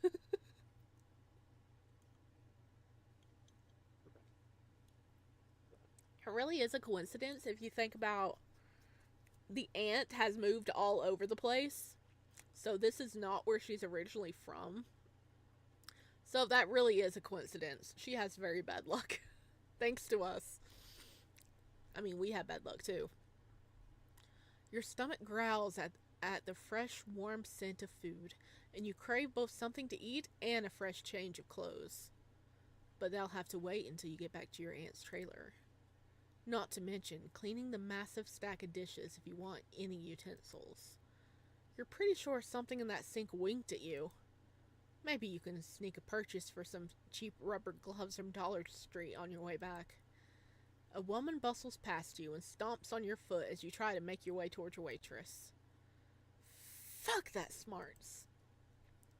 Did she just stab your big toe with her 4-inch pump on purpose? Oh, that would hurt. By the way, she's smirking while texting on her phone. Sure says as much. What the heck was that for? Don't cut in line. She keeps her eyes glued to her phone, pecking at the keys with well-manicured nails. You scowl, resisting the urge to pull an Adam by chucking her phone into the fish tank sitting nearby. Come on, pull an Adam, do it. Not only that they stabbed each other, made out, and followed each other's social media. I mean, yes they did. Yes they did. We are almost at the end of chapter 2, and I have no clue what happens after that. I am so excited. I don't know what's going to happen. Because we've played this before, so I know what's happened. But after this, it's like no man's land. I have no clue. And I want to see more interactions between us and him. You and him, yes. You scowl, resisting the urge. Oh, wait. We should. But the fish didn't do anything wrong. Okay. Fair point. It's it's unfair to the fish. You instead turn away and head towards the front, tossing a brief explanation over your shoulder. Not that you owe her one. I'm just here to get my wallet. I'm not waiting for a table. She grabs your arm with a pinched expression, her powder pink nails sharp as knives as they dig into your wrist. You tremble as her hands and nails are overlaid with the memory of larger, more masculine hands, throbbing with veins, black nail polish replacing the pink as they circled your wrist. Everybody needs to stop grabbing us by the wrist, okay? Okay? Please? Oh, gosh. Remember, you, him, and the bartender. Stabbing someone with heels is deadly. Someone I knew was unable to walk for a week because of it. Oh, no. I see that. It depends on the pressure because that would hurt. Ooh, do we get to see the bartender again? Your heart thunders in your chest. I said I'm fine. Smack her! Hey, I said wait your turn. You look up at the woman, something dark unfurling inside you as you snap under the weight of the memory. Her next words die on her lips as you stare her down. Her hand drops limply at her side. When you move towards her, she takes a wild step back and you realize she's not looking at your face. She's staring at your hip, where the handle of the knife juts out. Ah, that makes a lot more sense. You know what? I'm seeing some parallels. We have a knife hidden at our hip, and Adam had a knife hidden at his hip. Well, it works well enough for you as long as she doesn't start complaining to staff. You don't really need the added trouble of getting hauled downtown. You got enough to worry about. I'm not here to cause trouble, so how about you just leave me well enough alone? The woman nods, her eyes locked onto your butcher knife as she takes a step back. A few people behind her grow curious over the sudden drama and peer over her shoulder. Great. Gotta love the scene she's causing. You need to hurry up and get the hell out of here. Ambling your way past a thick crowd of people waiting for their tables, you manage to catch one of the waitresses' attention while she's in between tables by tapping on her shoulder. Excuse me, but has anyone here found a wallet? The waitress jabs her thumb towards the bar, chewing loudly on her gum. Thomas mentioned something about finding one earlier. Go see him. Oh, thanks.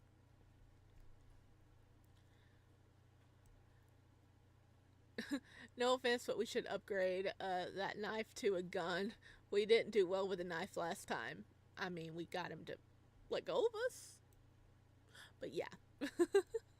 But remember, we don't have guns. We took all the guns to our uncle. She waves you off as she continues on to her next table while you head towards the man dipped from head to toe in tattoo ink. As you approach, you overhear him making jokes with the middle-aged patron who pats at his pot belly. Jesse says, dad bods are all the rage these days. The tattooed man, Thomas! Our boy Thomas!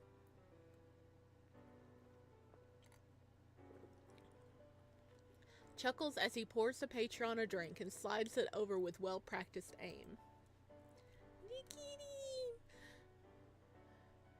They're not wrong, you know.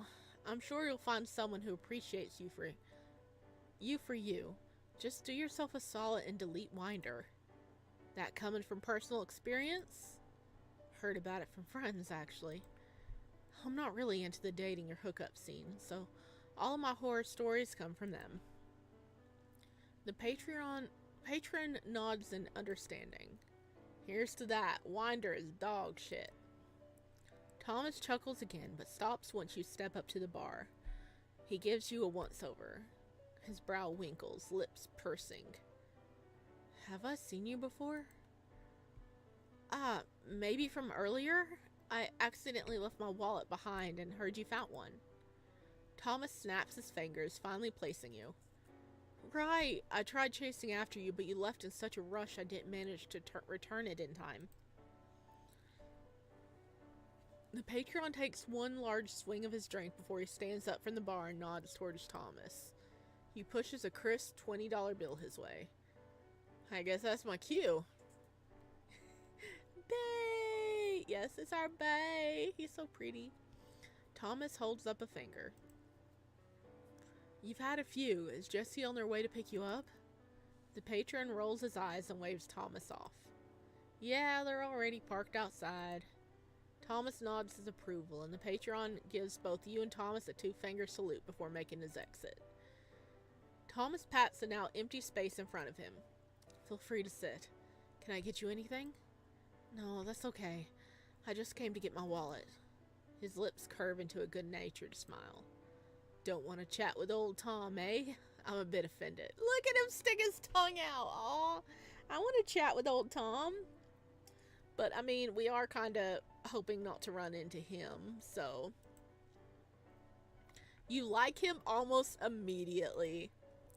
But you're also still in a hurry to get in and out just in case Adam somehow figures out you're here. I'm in a bit of a rush, but maybe next time? Can you give me your number? Yes, yes. Tom, can you just slide your number this way? We can talk to you later. Pinky promise. He says it and actually sticks out his pinky. You laugh, and God, it's been so long since you laughed as you hook your pinky with his. It's a deal. Thomas grins all boyish sincerity before drawing away and wiping down the other patron's glass. Glad to hear it.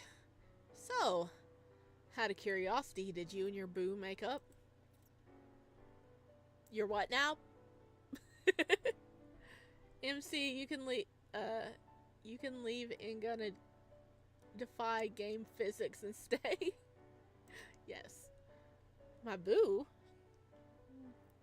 Maybe I'll settle on the bartender after all. Yes.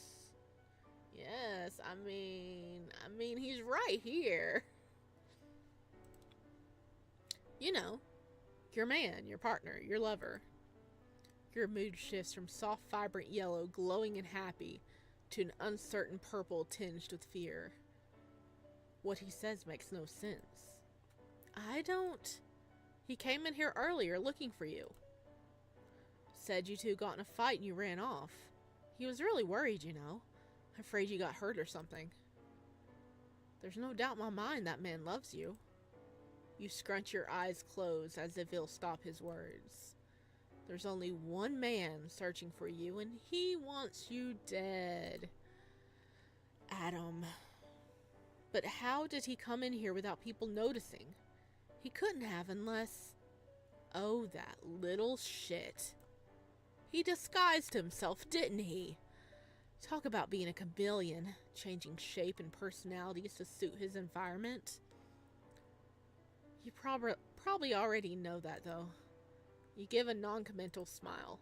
Something like that. Thomas accepts this answer and reaches into his back pocket. He frowns.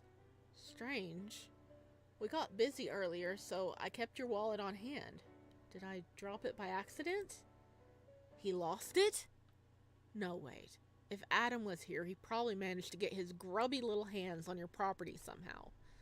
Damn it. This is exactly what you were worried about. He's gonna use your blunder in order to figure out where you're staying. You don't know how, but your sixth sense is tingling. I'm so sorry, I swear I... The phone behind him rings and he holds up a finger, mouthing another apology before he answers.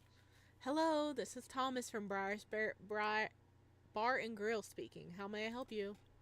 There's a pause, and Thomas rubs the back of his neck as he turns towards you, mouthing. Your boyfriend's on the phone. He knows you're here. How? Is he calling from outside, waiting for you to come out? Come out wherever you are? He's the type to turn this entire charade into his game. Thomas covers the receiver. You should really talk to him. Yeah, because talking will solve the bad blood going on between you and Adam.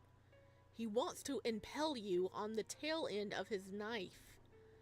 But Thomas doesn't know that. Fine, let me talk to him. You motion for the phone and Thomas hands it over with a smile. Oh, this poor, sweet, naive man. Adam tricked him too, just like everyone else. Your words are cutting as you answer, waiting to get the first word in edgewise before you hear his stupid voice. Hello, honey. You hear sniffling and the soft, quiet sobs of a woman. That's the last thing you expected. Hello? You can hear Adam speaking in the background to someone. When the crying woman speaks, horror floods you like a broken dam. That's... Help me. Aunt Ruth. He's got Aunt Ruth. You grip the receiver so tightly you almost break it. Thomas mouths. Is everything okay? No! No! Everything is not okay! Can you dial 911, please? Oh, goodness. Everything is not okay. Adam really did a Hannah Montana and people just pretend not to notice him. Yes. Yes, exactly. That's what he's doing. You wave him off, trying to appear more calm than you feel. How did he get to Ruth? How did he find her? How did he... Adam comes onto the line, unnervingly chipper. Hear that? She's begging for your help, and yet you're sitting pretty at a bar. How shameless. Let her go. There's more shuffling, and your poor aunt's sob grow louder, and you hear her begging for Adam to put his knife away. You grind your teeth so hard you almost chip a molar. How dare he? How dare he go for your family? When you get your hands on him, you'll go straight for the throat. You know, I didn't think looking for you would lead me to this shit stain. But as it turns out, maybe fate or destiny does exist. Who would have thought? I guess I'll have to reassess my beliefs. This is between me and you fucking asshole. Leave other people out of this. Whew. Touchy, touchy. You're getting all worked up, and here I am being nice enough to put your dear aunt on the phone. I'd say I'm being quite generous given the circumstances. What circumstances? Are you talking about stalking me to the ends of the earth? Because if I didn't know any better, I'd say you're a bit obsessed with me. Careful, Adam, or I'll start thinking you got an unrequited crush.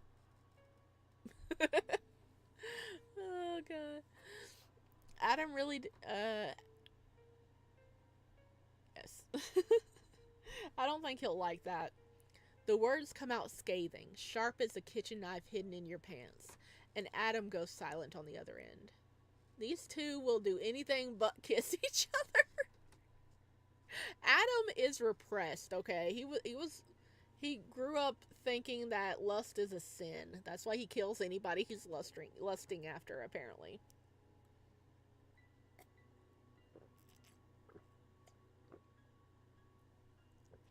Lamau.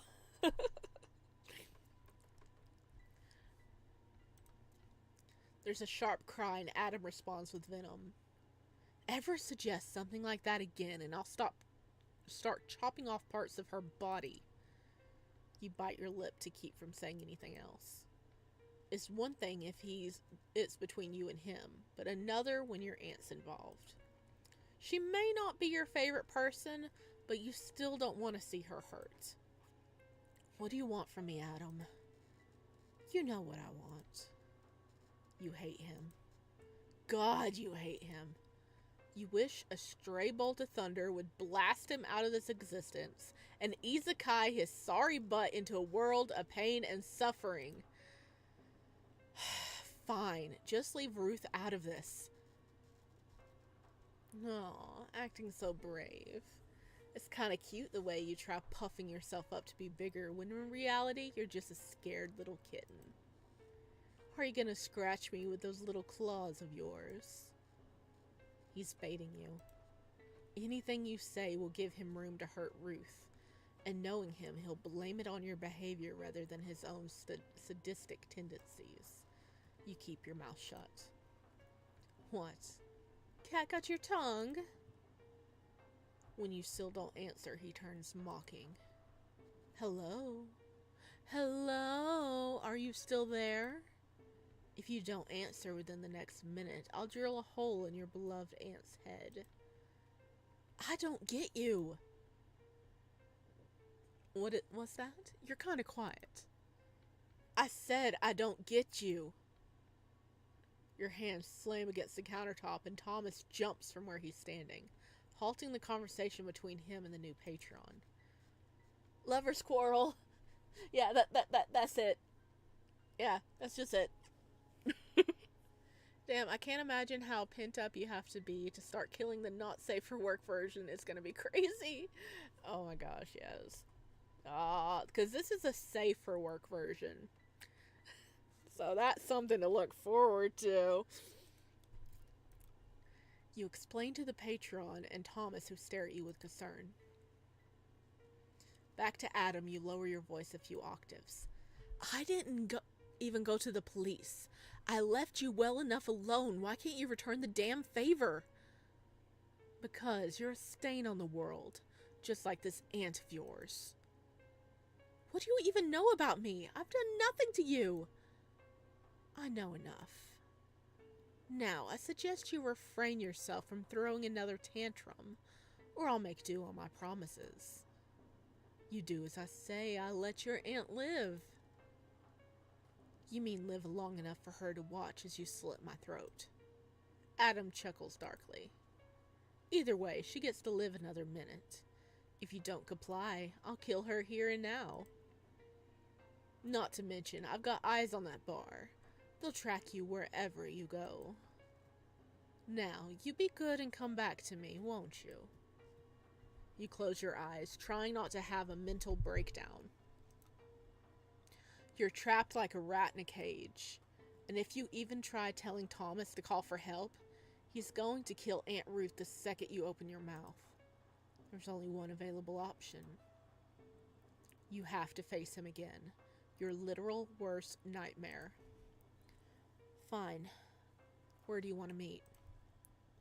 Do I really need to spell it out for you? The trailer? Adam gives a slow clap, sarcasm dripping into his tone. Congratulations, you put two and two together. Now hurry up or she'll pay the consequences. Your aunt screams and then the line goes dead with you standing in place trying to keep from hurling the tang of bile in the back of your throats, both strong and acidic. Your thoughts spiral out of control in a vicious tornado, tearing through common sense and destroying your sanity by the minute. Adam resorts to using your own family as a bargaining chip in order to get what he wants. He's got Aunt Ruth. He's got Aunt Ruth. And it's all your fault. It doesn't matter how you feel about her. This is your fight. And now she's been drug into the middle of this sick and twisted game Adam is playing. You couldn't forgive yourself as she died because of you. You have to save her. You have to. A hand touches your shoulder and you jump like you were shocked with a live wire. You whip around to find Thomas staring at you with growing concern. Everything okay? You seem agitated. Yeah, I just gotta get home. We got some stuff to sort out. You know, couple stuff and all that. You hear the tremor. You can hear the tremor in your voice, but Thomas doesn't seem to notice. He nods sadly. Adam, I have to admit it, you love us. I think he does. He just doesn't want to admit it. Get a shovel, a taser gun, and... Yes. I wish you the best of luck. Fights with loved ones are hard, but they turn out okay, no matter the end result. I don't think you understand what our lover spat is going to look like. It involves sharp, pointy objects. He gives your shoulder a reassuring squeeze as if to emphasize his point. Yeah. Thanks for the help and advice. You hope he's right. Because things are going to get dicey in the next half hour, and you really don't know if you're going to make it out of this alive.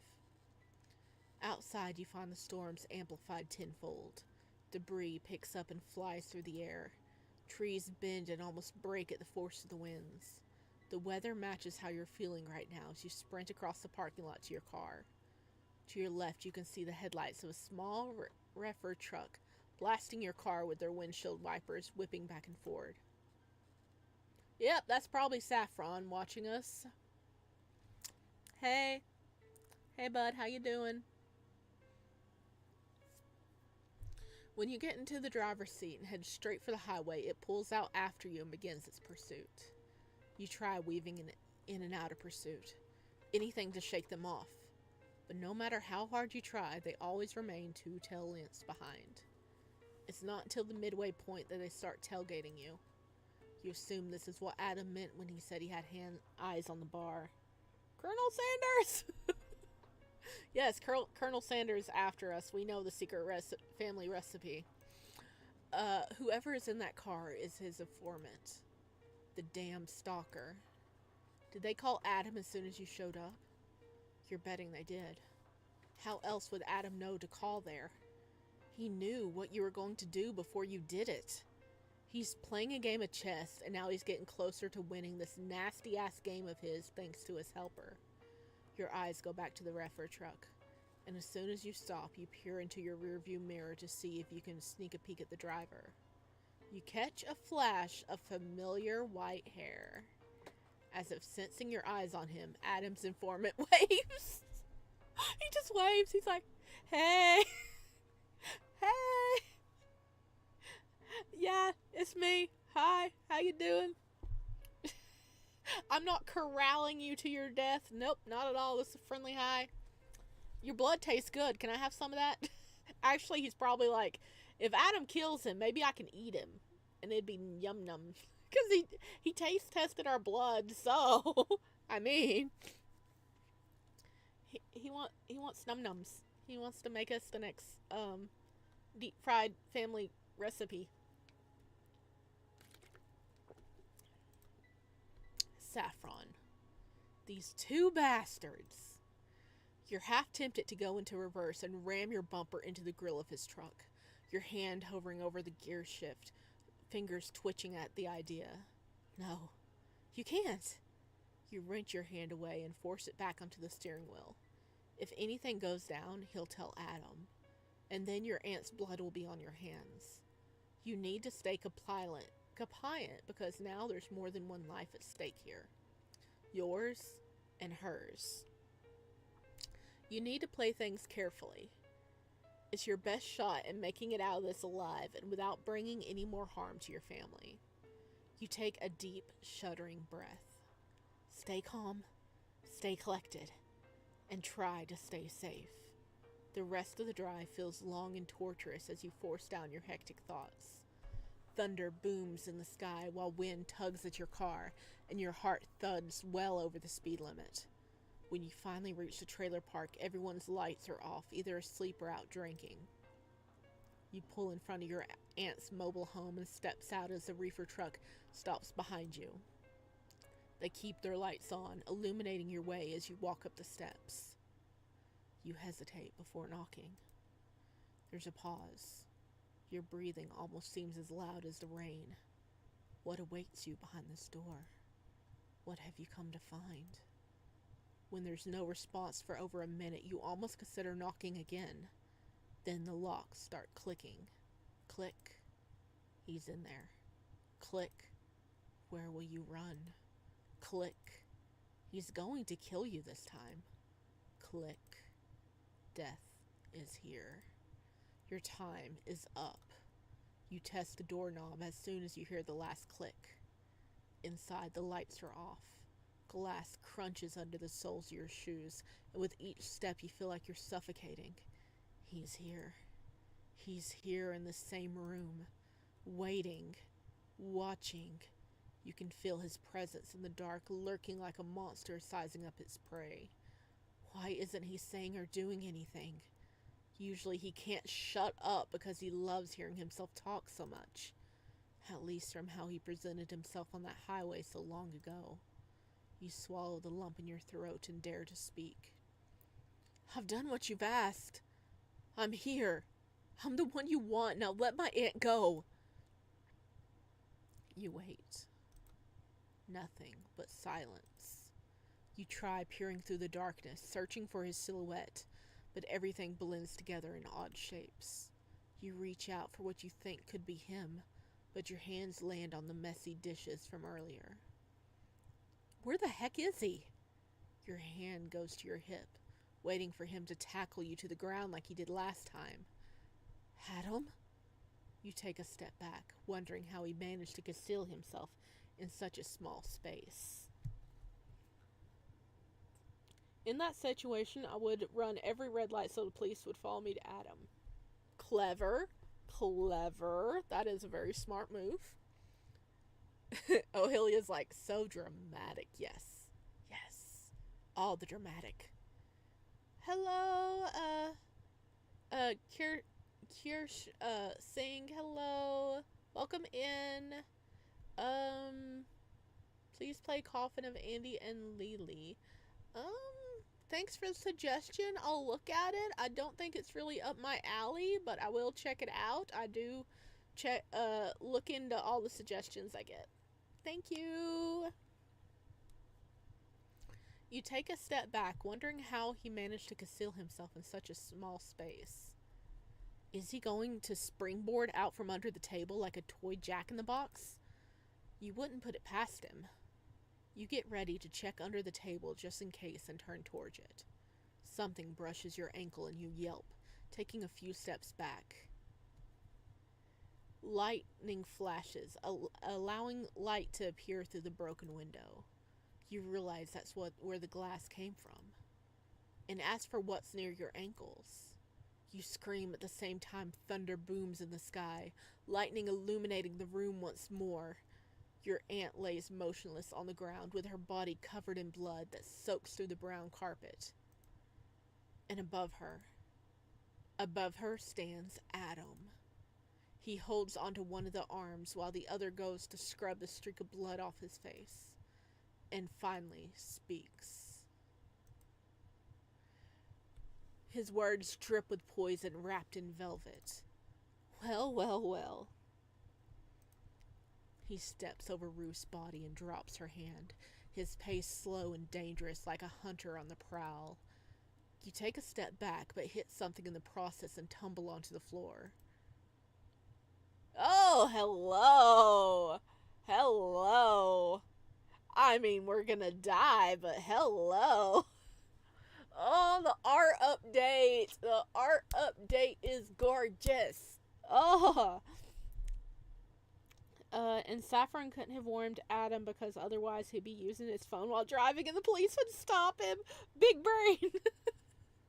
I don't think he would... I don't think he cares about that wall. I think he would, like, just have it in his lap and, like, call. Or he probably has, like, a touch, like, a cordless phone. What? Cordless, oh my god, every cell phone is cordless nowadays. Oh my gosh, a hands-free phone, that's what I mean. But that is some big brain moves, Moa. I will say that.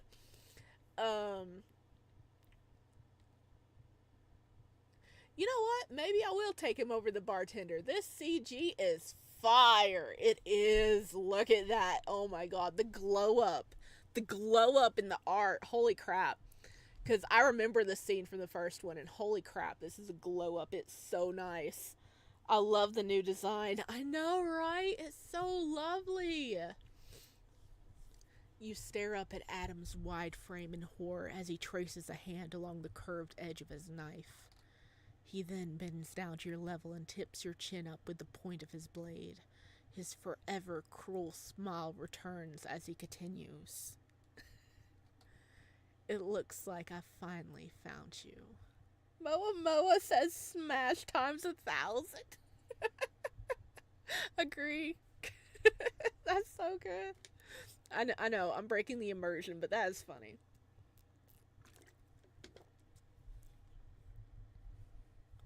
It looks like I finally found you. My elusive little pest.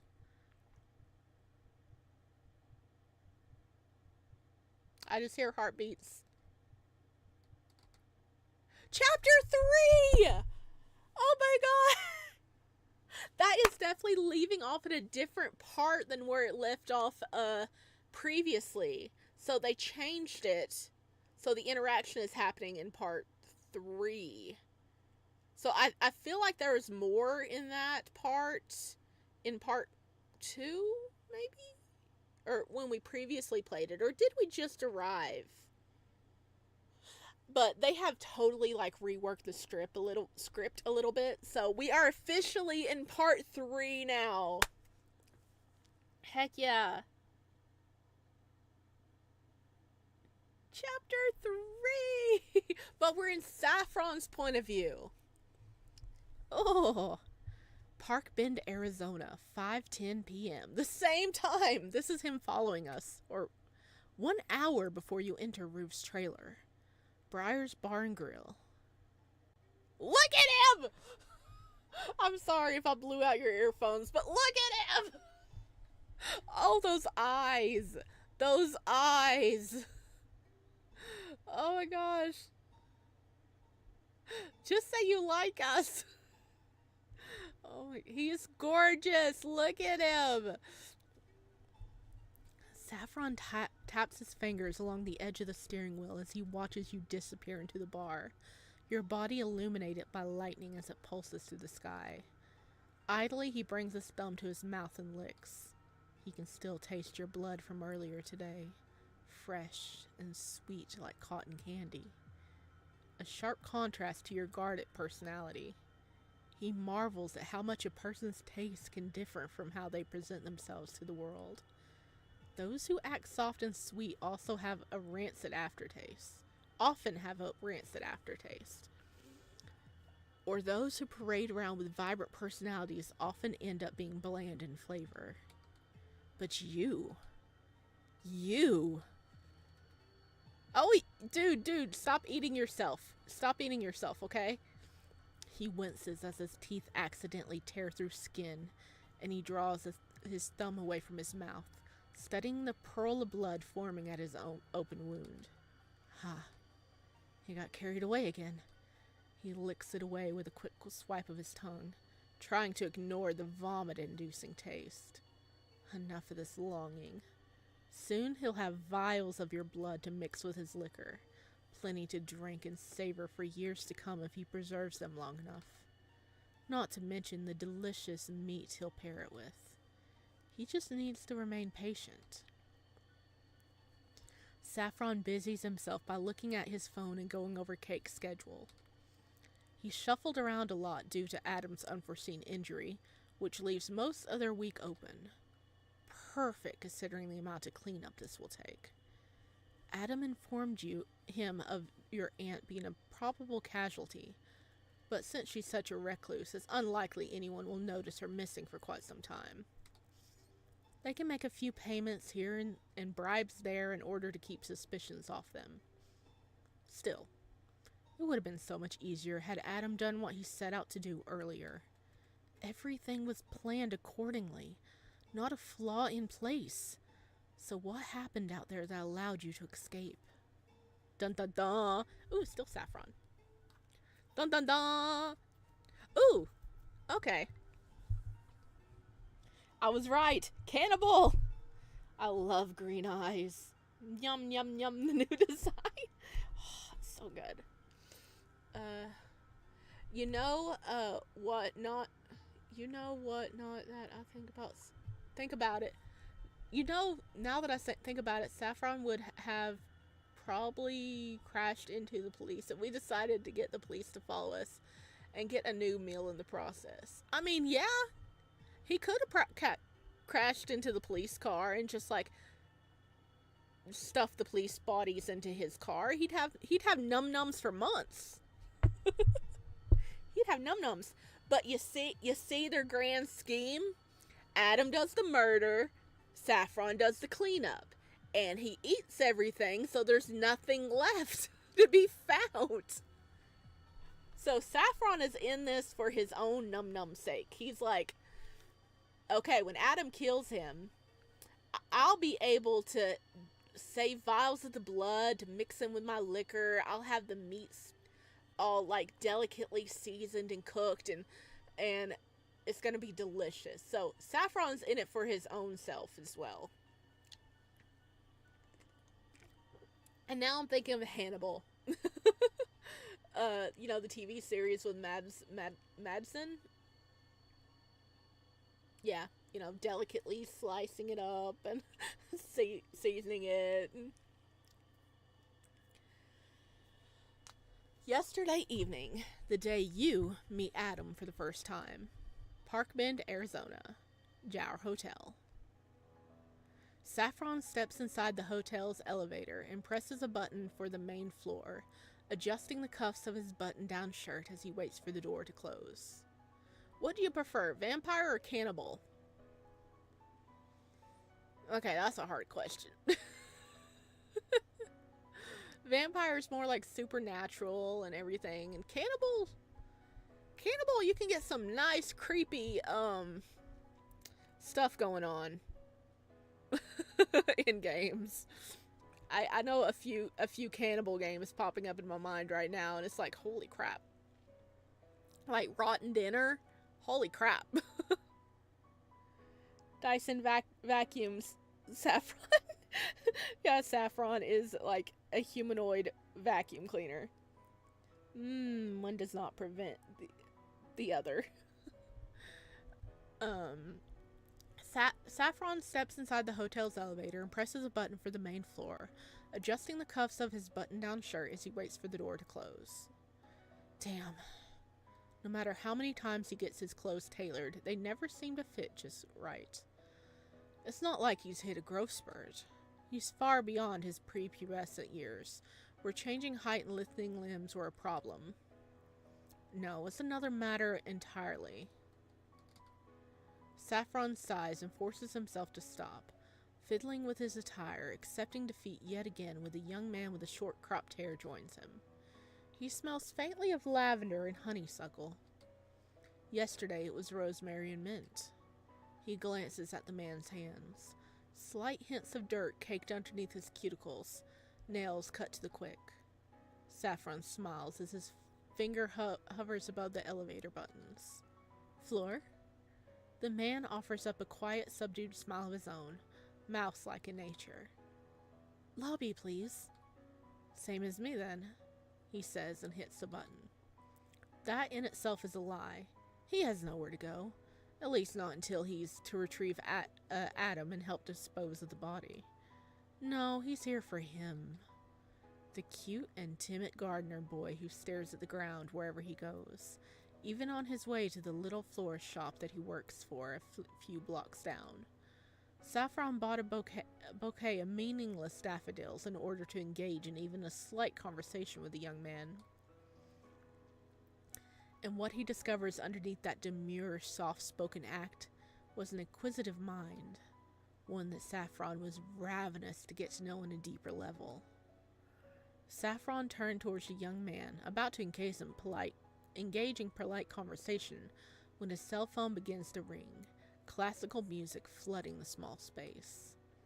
He smiles at the young man. Please, excuse me. The young man holds up his hands, and Saffron catches the sight of a band-aid wrapped around his thumb. Oh no, you're fine. Don't mind me. So considerate.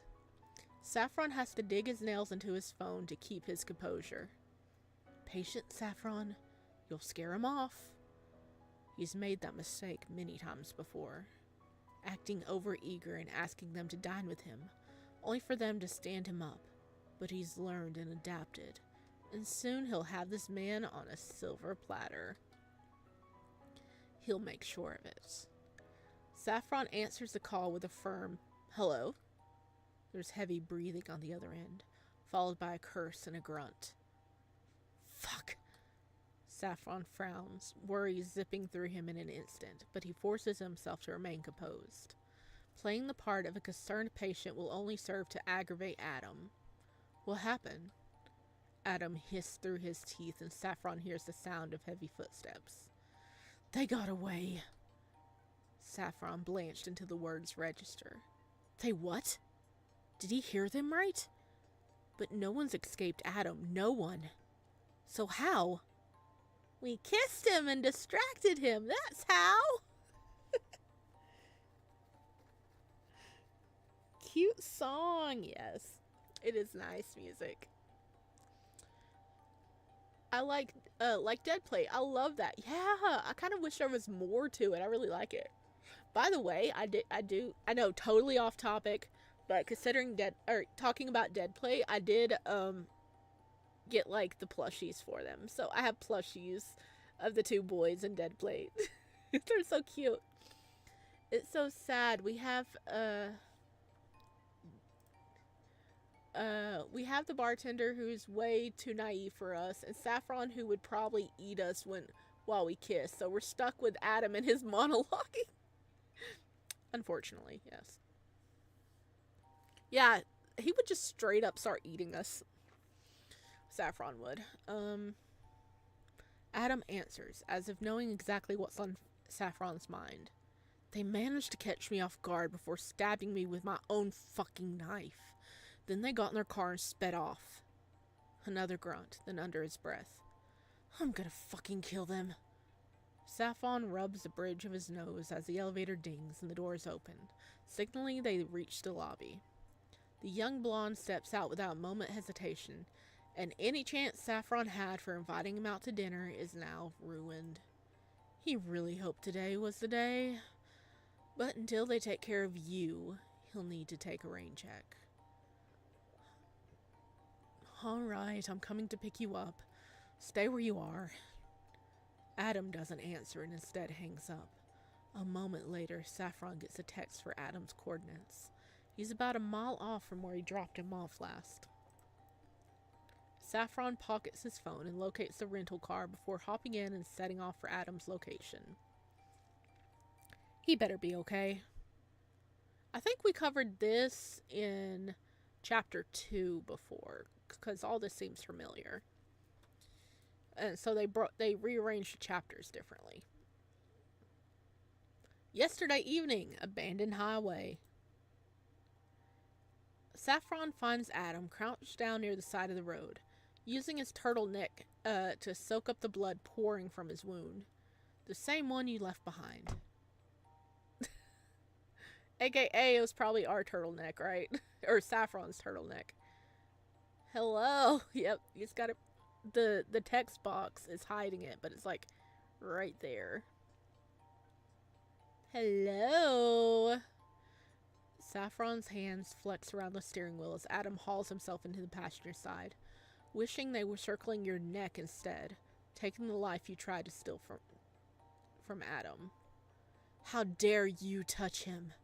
How dare you leave him bleeding out? You almost ruined everything. You're lucky Adam didn't die, or you'd face a far worse fate than Adam could ever give you. Slow. Torturous. Your body chained to his dissection table, squirming and flailing around, screaming your vocal cords raw in a massive symphony of emotion and terror, quelled only by your following Saffron. Saffron was getting ahead of himself. Boobsy! Look at those man boobs. Look at that look. Saffron snaps out of his fantasy with stark clarity, startled by how visceral his own emotions are. His hands loosen around the steering wheel and he blinks in a daze. Oh, what a curious reaction. He's never felt such an indescribable hatred, and rarely does he think about using such unnecessary violence, preferring to use tools rather than his bare hands on an individual. Perhaps seeing Adam hurt awoke the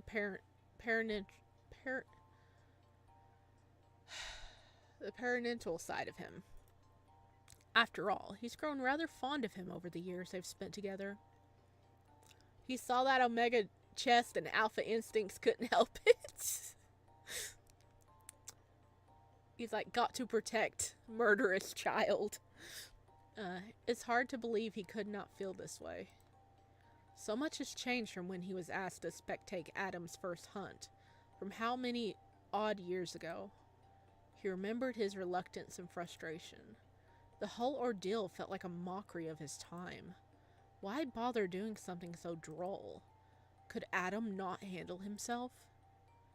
It made Saffron question Adam's capabilities in the beginning, but while he didn't like the idea of playing babysitter, he could hardly refuse the order. So he went. It wasn't until later that Saffron realized why he was sent.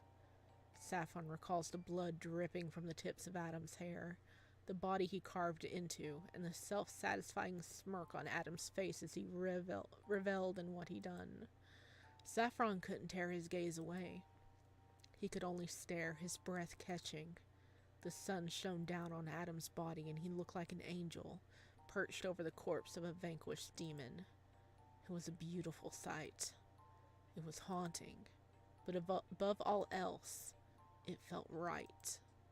Adam didn't hold back with his hunt, and he savored every part of it. Adam was a monster under the guise of an angel, just like himself. Saffron? Ah, another repeat of his name. He got too wrapped up in his memory and the poor boy's bleeding. How shameful of him. He gives Adam an apologetic smile. I apologize. Could you repeat that? I'm afraid I missed what you said. Adam's jaw ticks as he wipes away the faint sheen of sweat gathering above his brow, but he's far more subdued than usual and his words lack their usual bite. Did you bring sutures? I'm fucking bleeding out here if you hadn't noticed. Saffron tuts and reaches into the back seat and retrieves a small white medical kit. He hands it over to Adam. Thanks. A dry response and one that lacked genuine gratitude. Always with a crash language, this one. Saffron starts the car as Adam pulls out the needle and begins stitching his skin back together. He can't help eyeing the wound, wondering how someone managed to best Adam. The boy almost always finished his hunts with flawless precision, determined to eliminate sinners poised as saints and deliver his version of justice to the world. He never failed to do what he set out to do. How did you manage to catch him so off guard? We kissed him! Adam is not gonna say that, though. Adam won't answer outright, he's sure. It's something Saffron himself will have to piece together. Yeah, he's not gonna admit we kissed him. He's not gonna admit it. Not at all.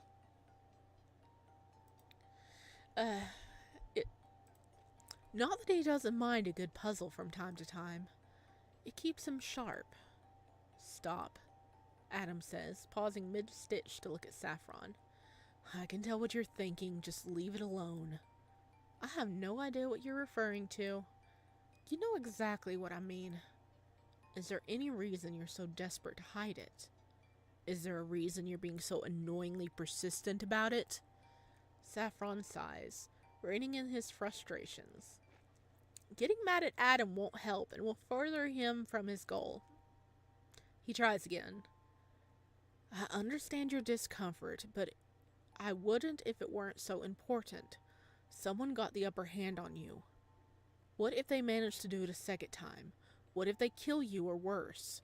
I can't let that happen, Adam. I won't allow it. His eyes flicker over to Adam, who's gone quiet, and he catches the other man touching his lips, wearing a slight frown. Saffron notices for the first time they're swollen. We had a good kiss. Of course they're swollen. It won't happen, Adam says at last. His fingertips trail from the lips over to the ever-present earring. It glints underneath the sun's glow as Adam's cast with a halo of light, reminding Saffron once more of Adam's first hunt. And much like back then, Saffron witnessed Adam's monster again. It won't happen because I won't let it. Chapter 3 is just all Saffron's point of view. I just posted a bartender and Adam work in progress. I'll work on Adam now. Oh my gosh! Yes! That sounds amazing. I will definitely check that out after stream. Park Bend, Arizona, 5:10 p.m. 1 hour before you enter Roof's trailer. Briar's Bar and Grill. Okay, we're back in the car. Saffron trusts Adam's decision to redeem himself. From the way Adam spoke, whatever you did to him was unforgivable, and Saffron knows it's not just because you stabbed him. No, it's something much deeper, more complicated. Like you somehow shook the very foundation of his being. How you did it, Saffron doesn't know. But either way, Adam will eliminate you without mercy. Because on the off chance he doesn't, Saffron's eyes flicker towards the glove compartment box. He reached over and pops it open, revealing a hidden revolver nestled between slips of paper, and he traces a cylinder with great affection, his gaze returning to the bar where you disappeared into. Adam gets 10 minutes to redeem himself once we get back to the trailer park. Saffron promised himself as you exit the building in a rush. He closes the glove department and tightens his grip around the steering wheel.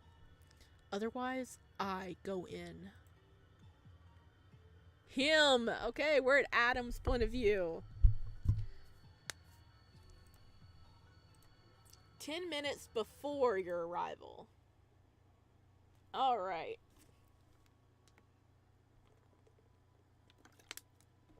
We're getting there. Adam hovers above the collapsed form of your aunt. Shards of glass lay scattered around her body like broken teeth. Blood splattered across their surface in cruel arches. He nudges her limp wrist with the toe of his boot, having questioned, through all of her incessant begging and pleading, how much more pathetic this woman could get. Turns out, quite a lot. Okay, hang on. Okay, hang on. I'll be right back.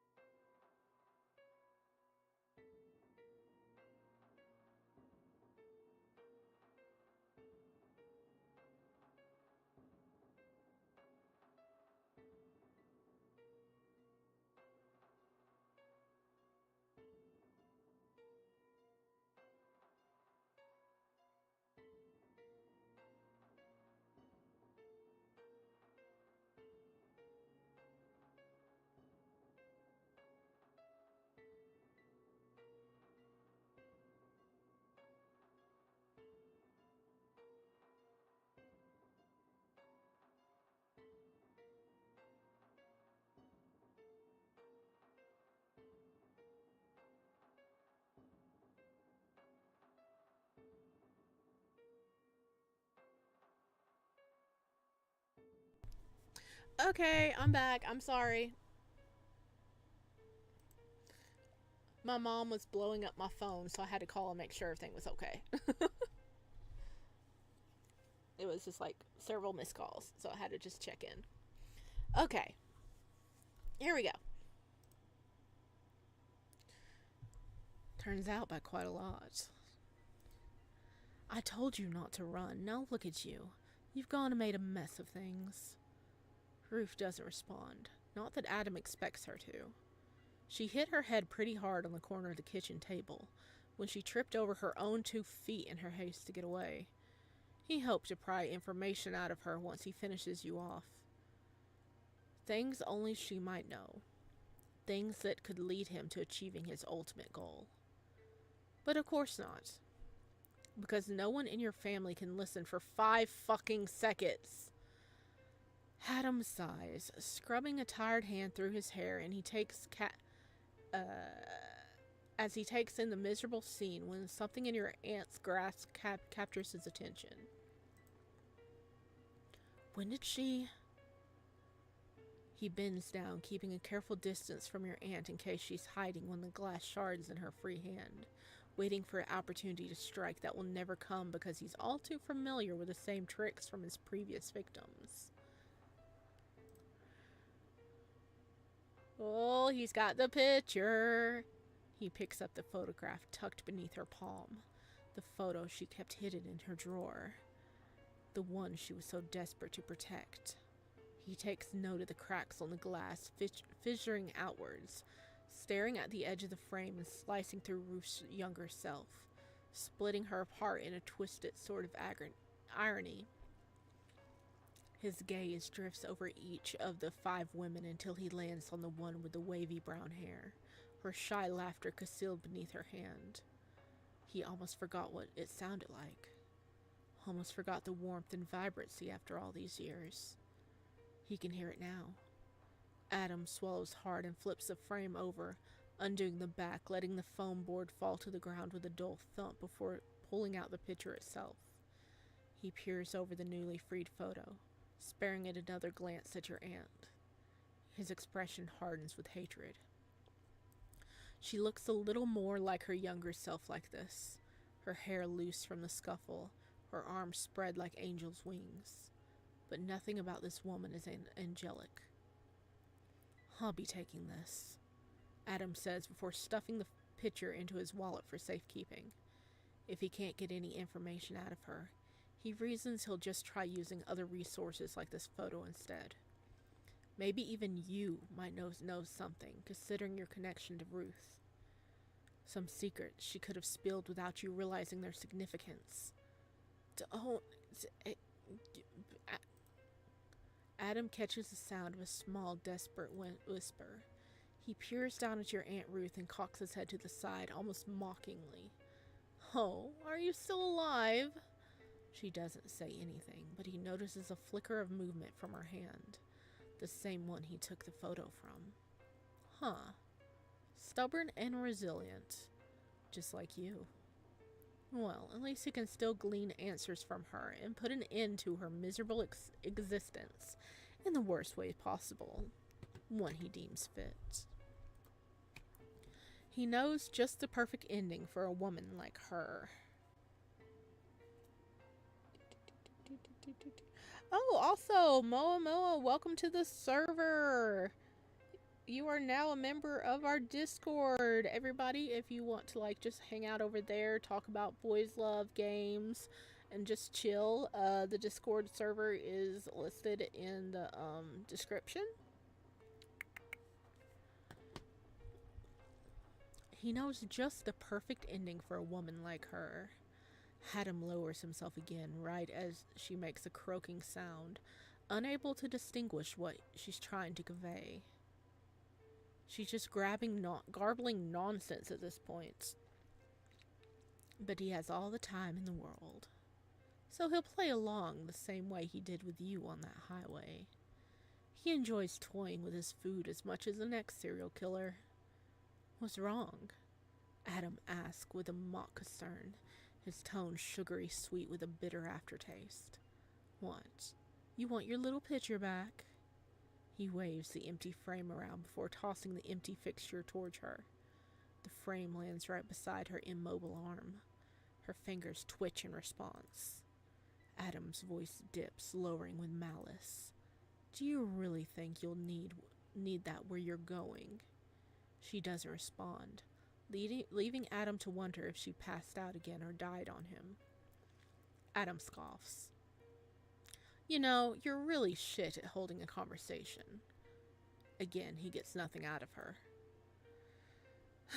How disappointing. Adam's burner phone buzzes and he glances at the message sent by Saffron. They're almost here. Adam smirks and pockets his phone, his body humming with anticipation. Showtime, he says, and try heading for the door when he feels a hand dart out and wrap around his ankle, the grip weak but persistent. Nails dig into the fabric of his jeans. Give it back. Adam pauses, staring down at her hand, invading his fucking personal space, taking in the poor attempt at stopping him with cold detachment.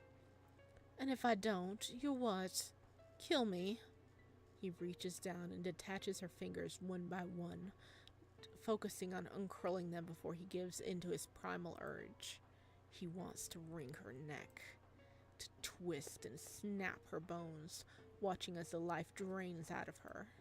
He wants her to suffer just as much as she did. This bitch is the entire reason he can't fucking stand liars. Adam, I don't know if you remember me. Of course he does. After all, how could he fucking forget? Dun dun dun! Believe it or not, my cat touched my screen, so it made it. I'm still waiting to see some streams join. Awesome. Discord? I left. Do do do. Do do do do do. Your cat made you join Discord. That's so funny.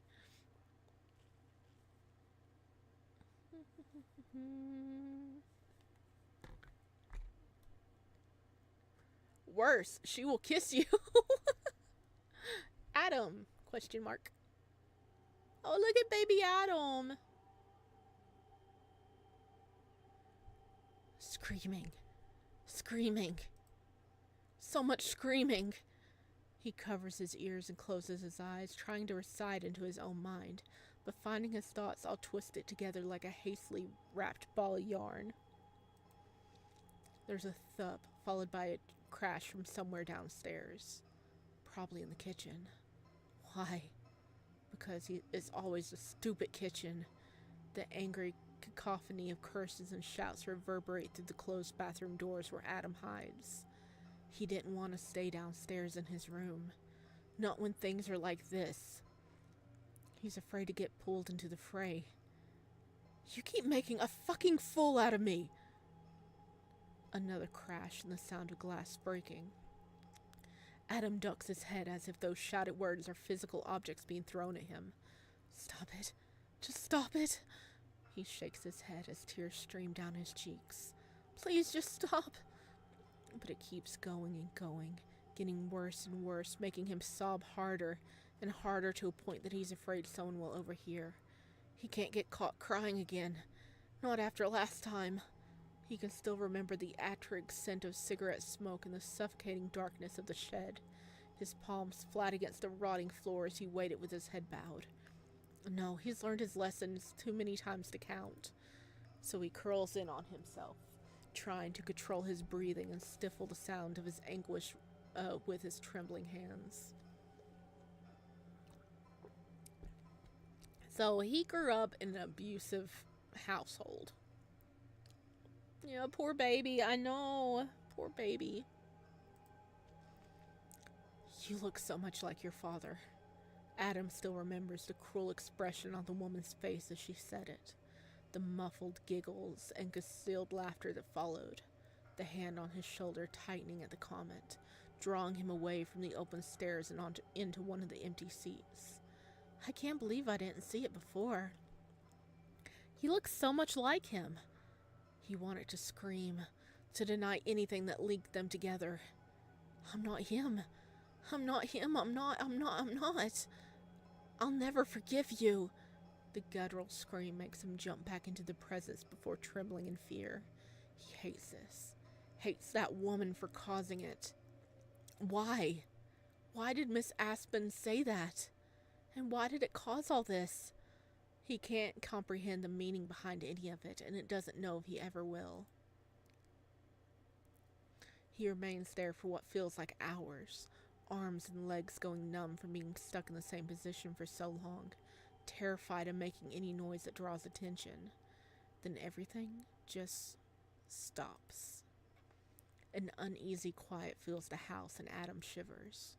He wiggles his toes, trying to regain feeling in them, listening out for the chaos to pick up again. It doesn't. And that's much, much worse. Feet shuffle up the staircase and Adam squeezes his eyes closed. I'm not here. I'm not here. I'm not here. The door to his bathroom slams open and Adam jerks upright as the lights flare to life. His bottom lip trembles as he looks to the door. Adam. I have a question for these parents. Do you know adoption exists? I mean, they should. A lot of these, I think a lot of them just don't care. And they think that if a lot of these abusive people think the kids like belong to them, it's their property, and they can get them to do what they want. And also, it would reflect poorly on them, and they could get in trouble if it was turned in. So a lot of them just don't do it. They should. Like, if you are not going to properly care for a child, you should give it to somebody that can give it the life it needs. No swear, it's normal that he looks like him. He's his dad. I mean, yeah, it's normal having, like, family resemblance. Blue Acres Trailer Park, 5 minutes before you arrive. Okay, so the voice that interrupted us was the aunt taking us back to the present.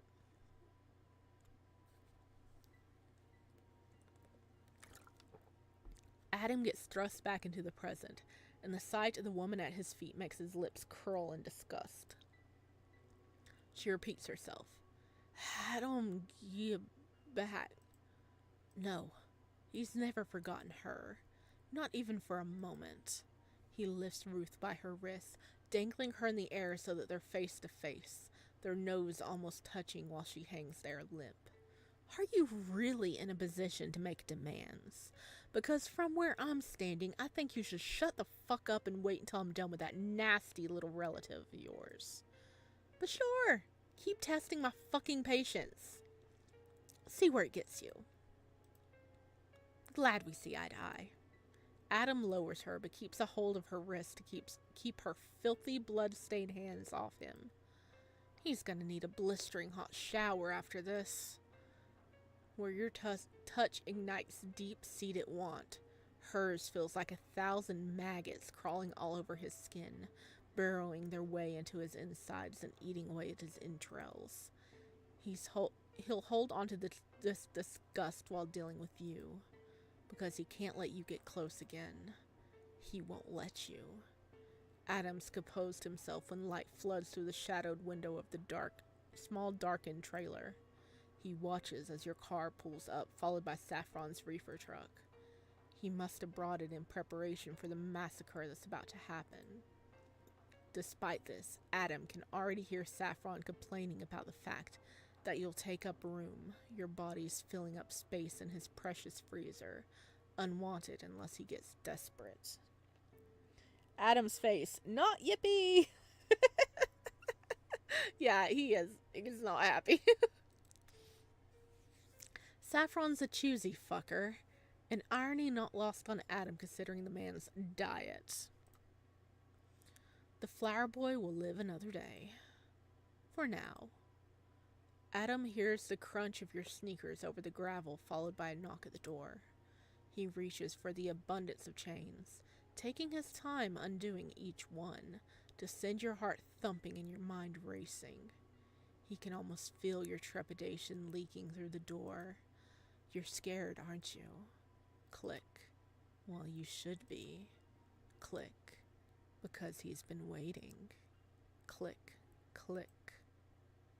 Dun dun dun!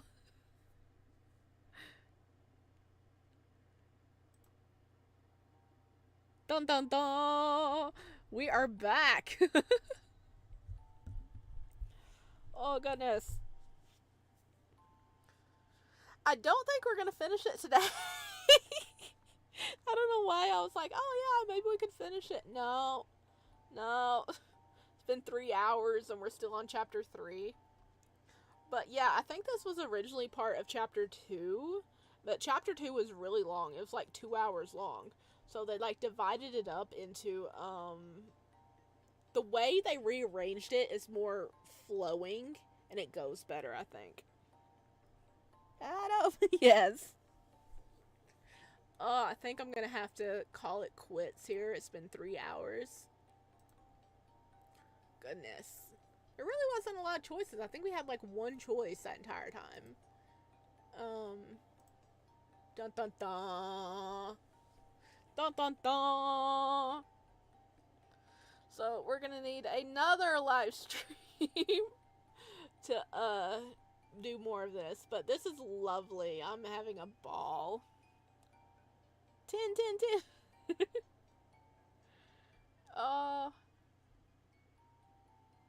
Yes, so how many hours has this been and no kiss? Well, we had a kiss at the very beginning, Ohilia, but it's been a long time since the kiss. We haven't even been near him since the very beginning. Not like Adam gave us a choice. I mean, I mean, oh, let me see.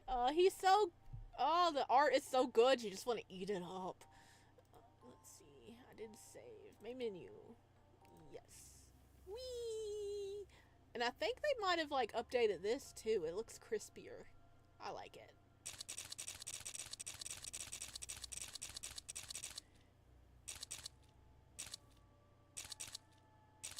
Okay, sorry. Okay, let me see. There we go. Oh, I am loving this. We are gonna have to do another live stream. I don't know if I'll be able to pull one off tomorrow. But I do want to play it all at once because it is like it just came out and I know everybody's wanting it. Knife song. Yes. Hang on.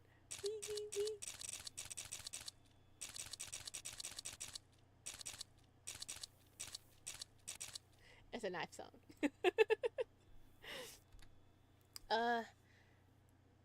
Is that a Adam taking a bite out of his forbidden desires, which is OnlyFans? I'm upset we don't get more chest art for him. I mean, we did get some nice chest art.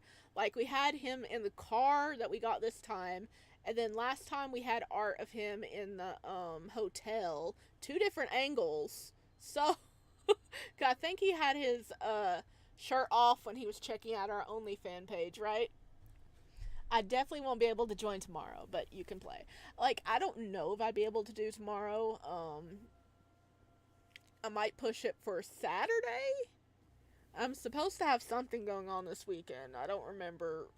I don't think I got a clear idea of what day it's gonna be, but maybe Saturday. I'm gonna take a break tomorrow. I said knife. Is it pronounced like that? Knife. Knife, knife, knife.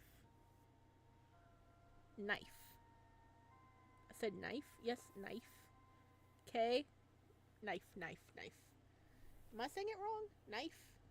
Knife. Sharp, pointy object. There we go. Steel object. There we go. A cleaver. Okay. We have been fed 2 live streams. You can rest till Wednesday. I want to know. Yeah, let me know, guys, if you like me having multiple streams whenever I get into a game like this. Or if one is okay, because I want to know. And it's fun interacting with you guys, because I could just like record. I could have just recorded all this and it would have been took like 3 weeks to get all the videos out, but I figured live streaming it so everybody can hear the reactions and interact all at once would be nice, because this is a game we've been playing for a long time. So